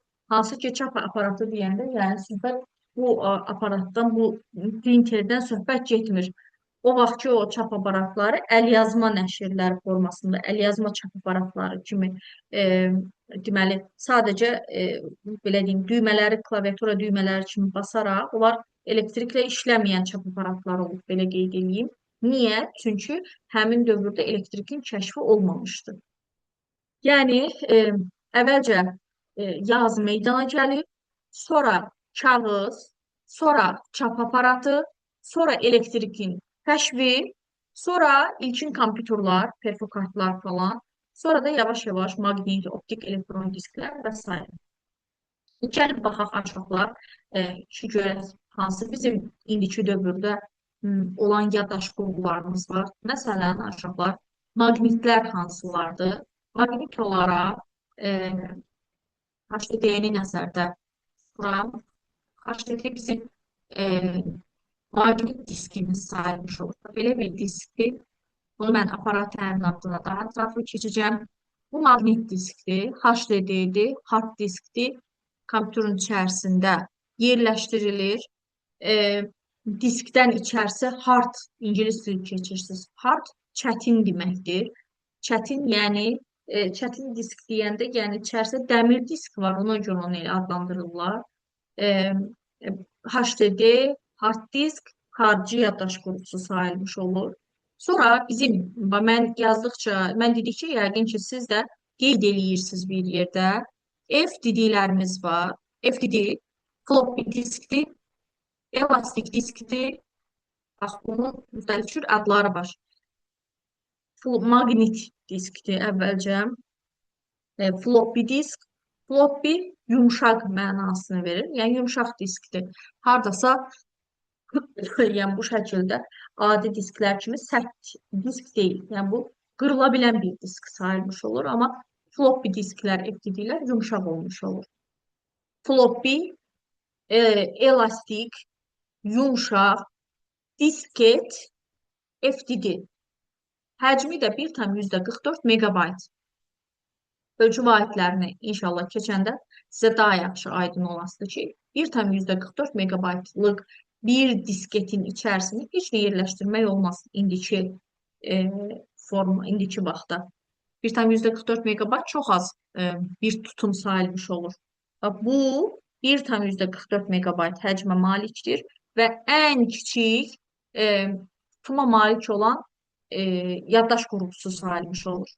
FTD, floppy yaddaş, elastik disk, disket, yumşaq disk 1,44 megabaytda həcmi var. Digər maqnit diskimiz isə kasetlərdir. Yazaq bura toy kasetləri. Köhnə toy kasetləri. Bəlkə də görmüsünüz, nələ babaların evlərində falan. Və bu şəkildə kasetlər var. Belə deyim, bunlar. Bunlar hamısı maqnit disklərdir. İçərisində lentlər olurdu bunu. Biz uşaq vaxtı bunun içərisinə lenti çıxardıb uçururdu küləkdə. Yəni içərisində belə fırlanmış lentlər var onun içində və bu formada belə bu şəkildə görünüşü var. Bu audio kaseti, digəri isə video kaseti idi. Maqnit disklər sayılmış olur. Olur belə. İçərində maqnit HDD, FTD, bir də audio kaset. Burada FTD-ni qeyd eləməmişəm. FTD. Optiklər hansılardır? Optiklər də bayaq görüntüdə göstərdiyim kimi, bax bu disklərdir. Yəni adi bildiyimiz disk. Amma bunun bir çox növləri var. Məsələn, növləri hansılardır? Məsələn, uşaqlar, deməli, bir var CD-lər. Bu CD-dir adi bildiyimiz. Görmüsünüz uşaqlar? Hə? Yəqin ki, görmüşük də, bu CD-ləri tanıyırıq. Bax, CD-lərin iki növü var. Yəni, Gülnaz, eşitirsən mən, eləmi? Aha, tamam. Diqqətdən sanki bugün yadından çıxmısan, yəni sən belə deyim, digər tərəfi görmürəm deyə. CD-lərin iki növləri var. CD air, yəni söhbət reading-dən gedir. Reading. Yəni alırıq, ancaq onu sadəcə oxuda bilirik. CD-R'lər, CD-R yalnız oxudula bilən disklər sayılmış olur və həcmi də 700 megabaytdır. CD-lərin həcmi 700 megabaytdır. Bir də var CD, məsəl üçün, bu görürsünüz burada RV yazılıb. CD-RV isə reading and write sözlərindən ibarətdir. Write-ı da bilirsiniz də. Yəni onu həm oxutmaq olur, həm də içindəki informasiyanı silib bir başqa informasiyada oraya yazmaq mümkündür. CD RV-lərdir.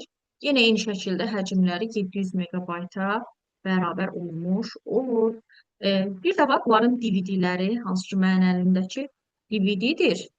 DVD. DVD-lərin də həmçinin reading forması var. DVD, DVD-R olaraq qeyd olunur. DVD-R, başlayırsınız. Üzərində yazılır DVD-R yəni. Həcmi də 4,7 gigabaytda uşaqlar. Həcmi 4,7 gigabayta bərabərdir. CD-lərin həcmi 700 megabayt, DVD-lərin həcmi isə 4,7 gigabayta bərabər olmuş olur. Bax, mənim əlimdəki də DVD-dir. DVD-R-dir. Mənim əlimdə olanda DVD-R-dir. Həcmin burada qeyd eləməyib. Bir də var, DVD-RV-lər, DVD-RV də eyni şəkildə CD-lərdəki kimi, yəni həm oxuduq, həm də onun içərisində başqa bir informasiya təbii ki, yazmaq mümkündür. Yenə də həcmi 4,7 gigabayta bərabər olmuş olar. Sonra bir də var Blu-raylar, uşaqlar. Blu-ray, yenə oyun oynayan yoldaşlarımız Blu-rayları bəlkə də tanıyır. Mustafa, tanıyırsan Blu-rayı?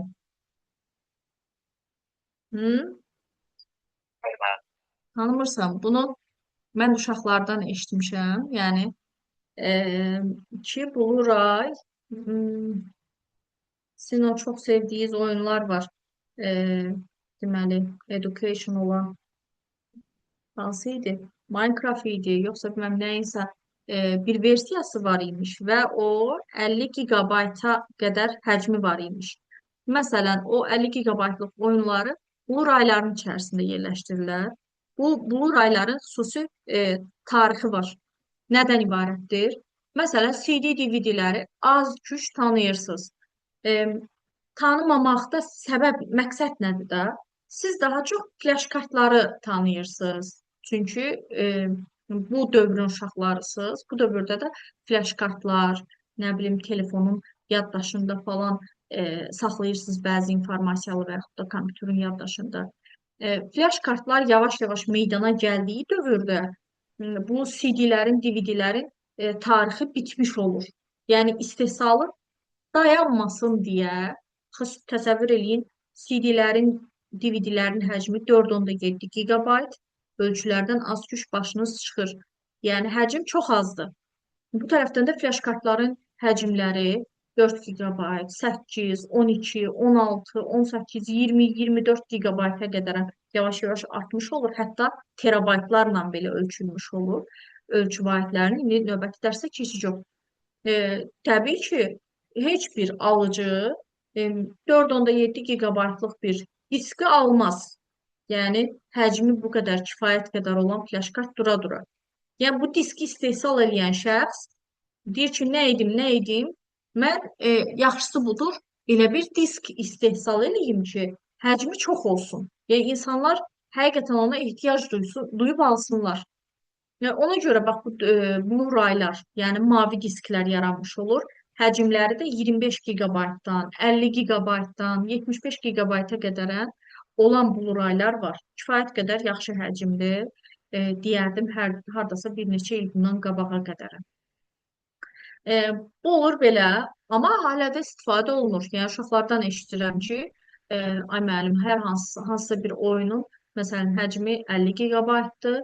Yəni biz onu diskdə almışdıq. O da mavi diski idi. Məsələn, uşaqlardan bunu eşidirəm. Ona görə də deməli hələ də tələb var imiş. Nəysə, çox uzatmaq istəmirəm. İnternetdən və yaxud da süni intellektlərdən falan araşdıra bilərsiniz. Yəni onların tarixləri ilə bağlı maraqlıdır. Bu optiklərdir. Maqnitlər HDD, FDD, audio kasetlər, optiklər, CD, DVD, Blu-raylar, lazer şüası ilə oxunur təbii ki, üzərində. Bir də elektron flashlar var. Hansı ki, SSD, məsəl üçün, flash kart, bir də flash yaddaş. Niyə onlara deməli, flash yaddaş deyilir? Məsələn, bir dənə baxın. Bir var HDD, bir də var SSD. SSD. Məsələn, baxın bu aralarındakı fərqə. Hər ikisi də xarici yaddaş qurulusudur. Bir saniyə. Hər ikisi də xarici yaddaş qurğusu sayılmış olur. Amma biri flash yaddaşdır, digəri isə maqnit yaddaşdır. Bunu HDD-yə keçdik axı. HDD maqnit yaddaşdır. SSD isə flash yaddaşdır. Niyə? HDD-in içərisində disk var, amma SSD-in içərisində integral sxem var. Nəyin içərisində integral sxem varsa, uşaqlar, o daha sürətli olur, daha flash olmuş olur. SSD solid state drive-dır, görürsünüz, içərisində əslində eyni daha adları. Amma məsəl üçün SSD ilə işləyən kompüterlər daha sürətli olur, daha çox informasiyanı tez, belə deyim, ekrana gətirmiş ola bilir. SSD daha sürətlidir. Hansıların içərisində bu şəkildə integral sxem varsa, o daha sürətli sayılmış olur. Digəri flash yaddaş, flash kart. Bu flash yaddaşdır. Bu flash yaddaşdır. Bu flash yaddaşın içində aşağılar var. Görürsünüz, integral sxem var yenə. Yenə o solid state-dəki, SSD-dəki kimi yenə sxem var. Ona görə sürətli sayılmış olur. Yəni bu flash bunu flash kart adlandırırıq. Əslində biz dilimiz öyrəşib, amma flash yaddaşdır. O flash yaddaşın içindəki kartı biz hara taxırıq ay uşaqlar? Tək kartı hara taxırıq? Məsələn, telefona bilirsiniz ki, telefona da yaddaş kartları taxmaq olur. Hı? Hə, Gülnaz. Telefona da kart taxıb. Bax, deyib, burada bax. Məsələn, şu nə qəşəng şəkildir. Və bu flash kartdır. Kart. Kartın özüdür. Amma bu flash yaddaşdır. Biz tərsini qeyd edirik. Bunu flash kart olaraq adlandırırıq. Amma zaten bu ağ qutunun içərisində zaten bundan var. Ona görə bu təhlükdə kartdır. Amma bu kompüterə taxılan bu USB-li flash yaddaşdır. Bu flash yaddaşdır. Bu flash kartdır. Bu flash kartı telefonların yaddaş kartı kimi istifadə edirik. Bu isə kompüterlara qoşmaq üçün istifadə olunan bir xarici yaddaşdır. Flash kart, flash yaddaş. Bunlar da həmçinin, yəni bu ikisi də həmçinin flash yaddaşlara aiddir. Yəni sürətlilərə aid olmuş olur. Elektron yaddaşlara aid olmuş olur. Bu olur belə uşaqlar. Deməli, buradan o tərəfə demək olar ki, heç bir şey qalmayıb. Bir balacadır. Gözün çox yorulmuşsunuz əgər. Demək olar ki, bitmişik. Orada artıq onun planı qeyd edilir. Bir dənə də uşaqlar, məsələn, informasiyanın ötürülmə sxemi var. Məsələn, informasiyanın mənbəyi, bir informasiyanı ümumiyyətlə ötürmək üçün həmin informasiyanın mənbəyi olmalıdır. Ortada rabitə kanalı olmalıdır, bir informasiyanı qəbul edən olmalıdır. Mənbə tutaq ki, məlumatı verən deyir obyektdir. Mənbə tutaq ki, bir müəllim informasiyanın mənbəyi. Həmin informasiyanı ötürmək üçün də arada rabitə kanalı olmalıdır. Rabitə kanalı mühitdə ola bilər, ötürmə vasitəsi də ola bilər. Mühit deyəndə hava dalğaları, suda olan informasiya tutaq ki, bunlar nəzərdə tutulur. Mimikalar, sinir hüceyrələri. Nə demək istəyirəm uşaqlar? Məsələn, sinir hüceyrələri deyəndə nəyi nəzərdə tutur? O bir deməli videoda göstərir.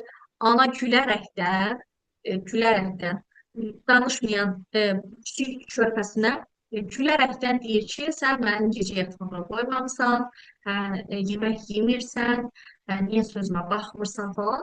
Yəni, bayağı bildiyiniz şikayət eləyir, amma gülərəkdən qeyd eləyir və uşaq da ananın dediklərini başa düşmədiyinə görə mimikalarına baxaraq bu gülümsüyür.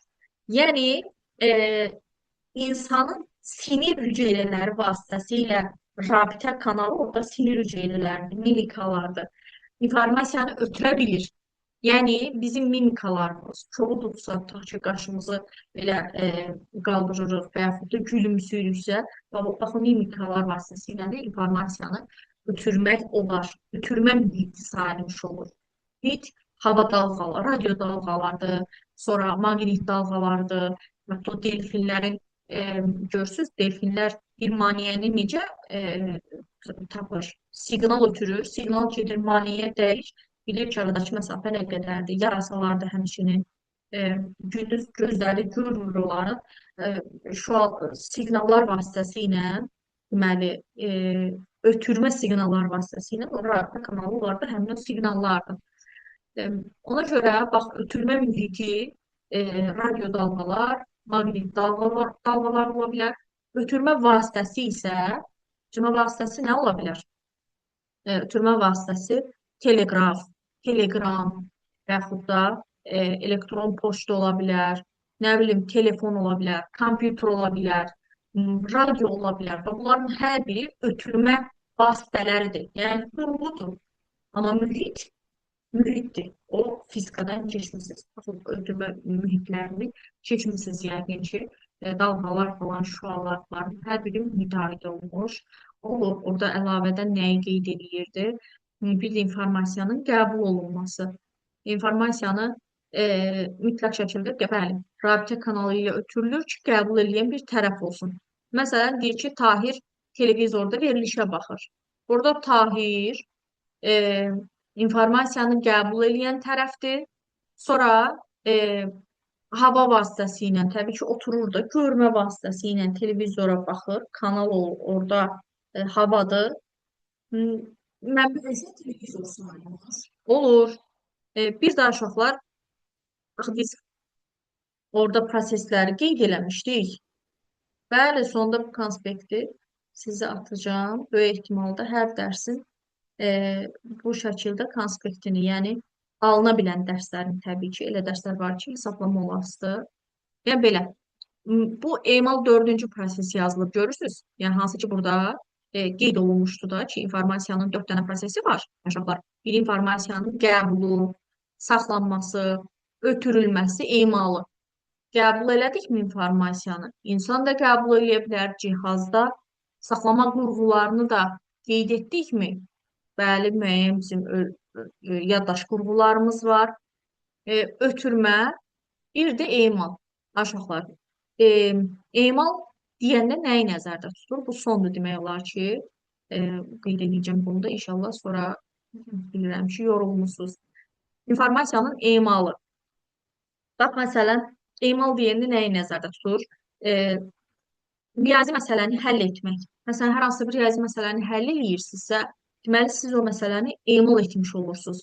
Sonda nəticə alırsınız. Tutaq ki, 3x bərabərdir 9. X-in qiymətini orada alırsınızsa 3.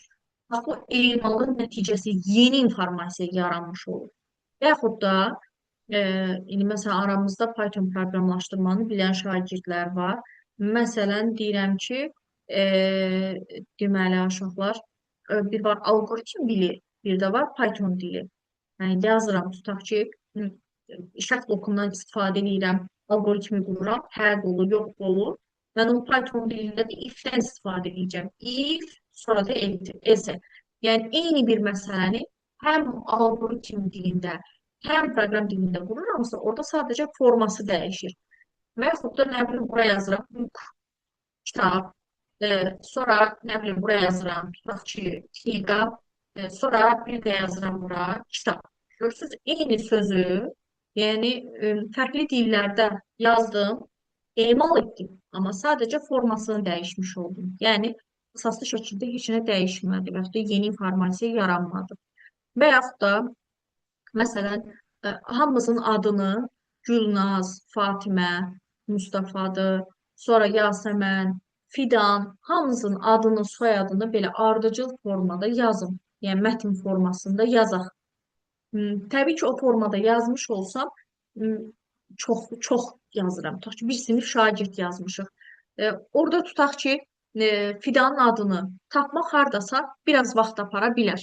Amma həmin adları çeşidləmiş olsaq, siyahıya salmış olsaq, adları çoxlu şəkildə yazılmış ardıcıl formasında, mətn formasında yazılmış adları jurnal sırası ilə yazıram.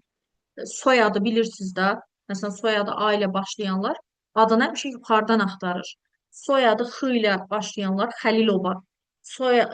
Adını həmişə sondan axtarır jurnalın. Yəni əzbər bilir ki, adı aşağılardadır. Və yaxud da meyvə satan bax birisi meyvələri bir var qarışıq şəkildə bir səbətdə qeyd eləyir. Bir də var onları çeşidləyir. O çeşidləmə də emal sayılmış olur. Məsələn, yolu keçərkən svetoforun rəngini təhlil edib qərar verməsi. İşığa baxaraq emal edir informasiyanı. Deyir ki, hə, bu işıqda dayanmalıyam, bunda keçməliyəm.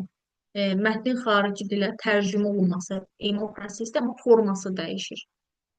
Bu da olur belə uşaqlar. Deməli, axırdakı şəkildə bu kvant məsələsi də önəmli deyil. O qədərən yekun olaraq biz informatika ilə bağlı ilkin olaraq informasiyanı öyrənmiş olduq. İnformasiyanın formaları var, xassələri var, növləri var, proseslər var. Xassələrimiz obyektivlik, tamlıq, etibarlıq, aktuallıq, anlaşıqlıq, adekvatlıq xassələrdir.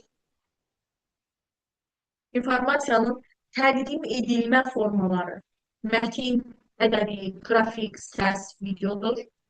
İnformasiyanın deməli, təqdim olunma formaları, yəni bizim qəbul etmə formalarımız, qəbul olunma formaları, görmə, səs, dad, oxu takdirdir. Bir də informasiya proseslərdə qəbulu, saxlanması, emalı, ötürülməsi də uşaqlar. İnformasiyanın bu qəbul formasıdır, bu təqdim edilmə formasıdır. Bayaqdan deyirəm əslində həmin hissəni unutmuşam. Birdən burada mən nəyə qeyd edəcəm ki, e, təqdim edilmə forması, edilmə forması var. Biri analogdur, biri analogdur, analog. Digəri isə rəqəmsaldır uşaqlar. Yəni bunu da qeyd edeyim. Deməli, analog forma nədir? Analog forma hansı ki biz qeyd elədik ki, insanın təbiətdən aldığı bütün informasiyalar, nə bilim günəşin çıxması, yağışın yağması, e, daha sonra nə bilim təbii fəlakətlərdir, seldir, zəlzələdir, adi quş səsidir, tutaq ki, hər bir şey, bax, analogdur. Təbiətdən aldığımız bütün informasiyalar analogdur və kəsilməzdir. Heç bir şəkildə bu gün hava çox istidir deyib, havanı heç olmasa yarım saatlığına e, həmin istini kəsə bilməzsiniz. Təbiət hadisəsidir, analogdur və o analog informasiyanı da biz hansı duyğu orqanları vasitəsilə qəbul etdik, bunu qeyd etdim. Rəqəmsal isə uşaqlar kəsilən informasiyadır və diskret informasiya sayılmış olur. Nə deməkdir? Yəni, məsələn, hal-hazırda canlıdayıq da, düzdürmü? Dərsdəyik də, canlı qoşulmuşuq. Yəni, bu rəqəmsaldır. Anında işıq sönmüş olsa internet keçər. Kompüterimiz zaryadkası qurtarmış olsa kompüterimiz sönər və rəqəmsal dərsimiz kəsilə bilər.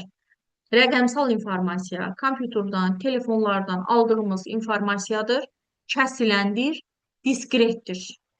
Kəsilən və yaxud da diskret, rəqəmsal, kəsilən diskret Azərbaycan dilindəki kimi, yəni o bir-birinə sinonim sözlər sayılmış olur.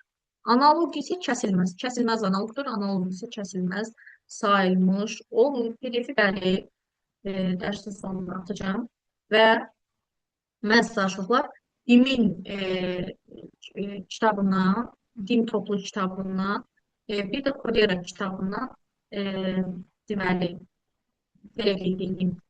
O kitabdan testlər verəcəm və kitabda da deməli, əvvəlcə bunu da atacağım sizə. Bu dəqiqə baxmışam. Bu da var. Neçə saniyə.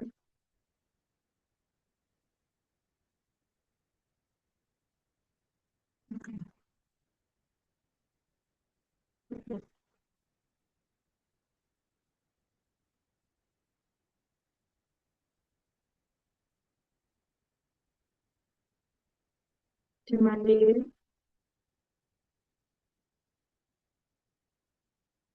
informasiyanın toplaşdırılması.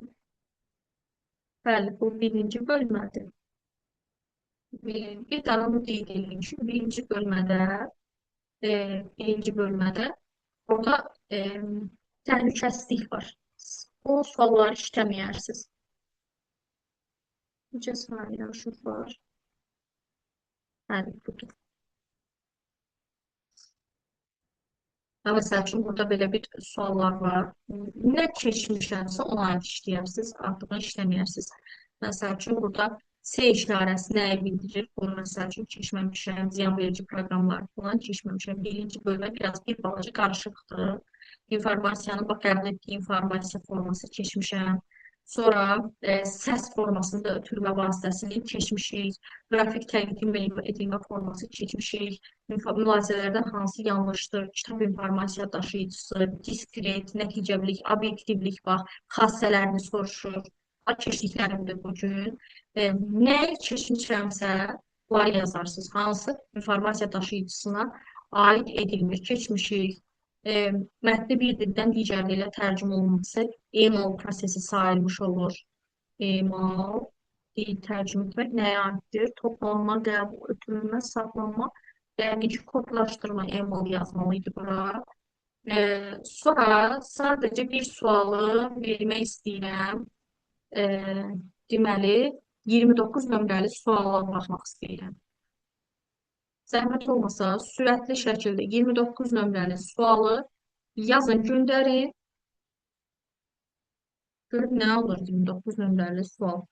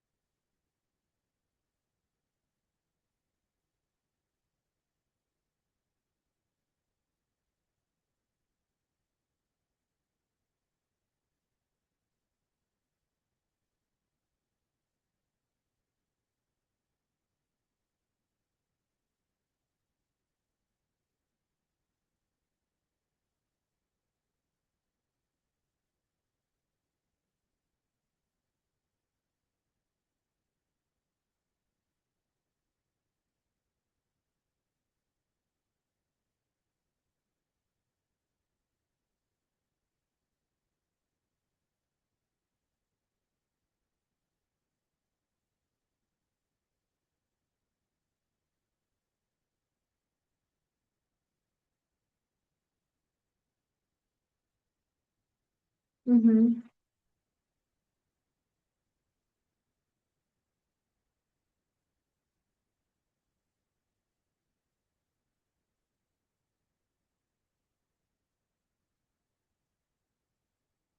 Bəli, bəli.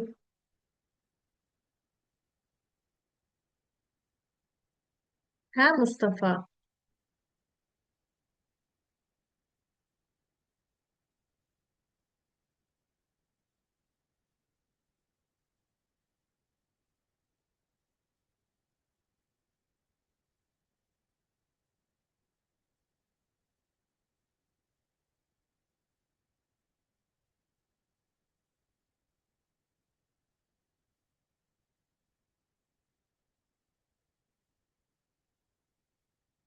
Biraz fərqlilik var. Gəlin baxaq. Deməli, obyektivlik deyir. Obyektiv vəziyyəti haqqında düzgün qərar qəbul etmək üçün kifayət edirsə, bu tamlıq silsiləsidir. 2A tam. Sonra bax, kifayət qədərdirsə bir informasiya qərar qəbul etmək üçün kifayət qədərdirsə, azdırsa deməli natamamdır. Amma kifayət qədərdirsə deməli tamlıq fasiləsi ödənmiş olur. Sonra informasiyanın bir şəxsin fikrindən asılı olmaması bu obyektiv informasiyadır. Doğru yazmısınız. Sonra informasiyanın bir neçə mənbədən üst-üstə düşərək uyğun olması bu etibarlı informasiya sayılmış olur. İnformasiyanın cari zamana uyğun olması, bəli, aktual informasiyadır. Yalnız konkret insanın başa düşəcəyi informasiya, o deməkdir ki, ya bu informasiya hamı tərəfindən başa düşülən deyil, anlaşıqlı informasiya deyil. Yəni burada anlaşıqlılıq fasiləsi pozulmuş olar. Ona görə Fatimə bir yerdə səhv B, A, D, bir yerdə səhv etmisiniz. Yalnız konkret insanın başa düşəcəyi, ya başa düşürsə, deməli həmin informasiya o şəxs üçün anlaşıqlıdır. Amma tam bax ikiyə yazmısan Y. Bir dənə tamlığın xassəsinə bax. Obyektin vəziyyəti haqqında düzgün qərar qəbul etmək üçün kifayət etməsi.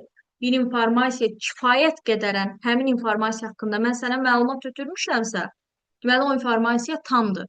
Sən başa düşmürsənsə, yəni mənim bildirdiyim fikirlə bağlı sən heç bir şəkildə qərar qəbul edə bilmirsənsə, deməli həmin informasiya natamam informasiya sayılmış olur. Elə bilirəm ki, e, deməli kifayətdir. Sonra bir dənə də buna mən baxacağım. Obyektiv, etibarlı. İnformasiyanın cari zamanla uyğun olma dərəcəsi nə olar Gülnaz? İnformasiyanın cari necə? Aktuallıqdır, bəli, aktual. Alınan və verilən informasiyanın daha aydın və başa düşülən formada olması nə deməkdir, Fatimə? Anlaşılır, bəli. Müxtəlif mənbələrdən alınan informasiyanın üst-üstə düşməsi nə deməkdir, Fidan? Bəli. Örnek verilməsi haqqında toplanmış informasiyanın miqdarıyla müəyyən olunursa nə deməkdir, Mustafa? İndividuallar hakkında toplanmış informasyonun miqdarıyla müəyyən olunur. Kifayət qədərdirsə, bir informasiya, ötürdüyüm informasiya kifayət qədərdirsə nə olur? Tamlıq xassəsi, bəli, bu da olacaq tamlıq xassəsi, doğrudur. İnformasiyanın tip gerçəkliyə uyğun olmazsa, təbii ki, bizim obyektivlik xassəmizə uyğun olmuş olar. Yəni, birinci mövzunun çıxdığı sual yoxdur. E, Əsas bir ki, başa düşün, amma mütləq açıq sual kimi düşür. Situasiya kimi yox, amma açıq sual kimi düşür. Qədər uşaqlar, dərslə bağlı sual olan varmı? Yoxsa e, inşallah ki, başa düşmüsünüz. Növbəti dərs testlərdən sonra daha yaxşı aydın olacaq. Bu qədər. Dərsdən sonra testlərdə atacağım, PDF-lə atacağım, konspektdə atacağım və Gülbaz qeyd etmişdir. Çıxa bilərsiniz. Sağ olun, növbəti dərsə qədər inşallah. Sağ olun. Sağ olun.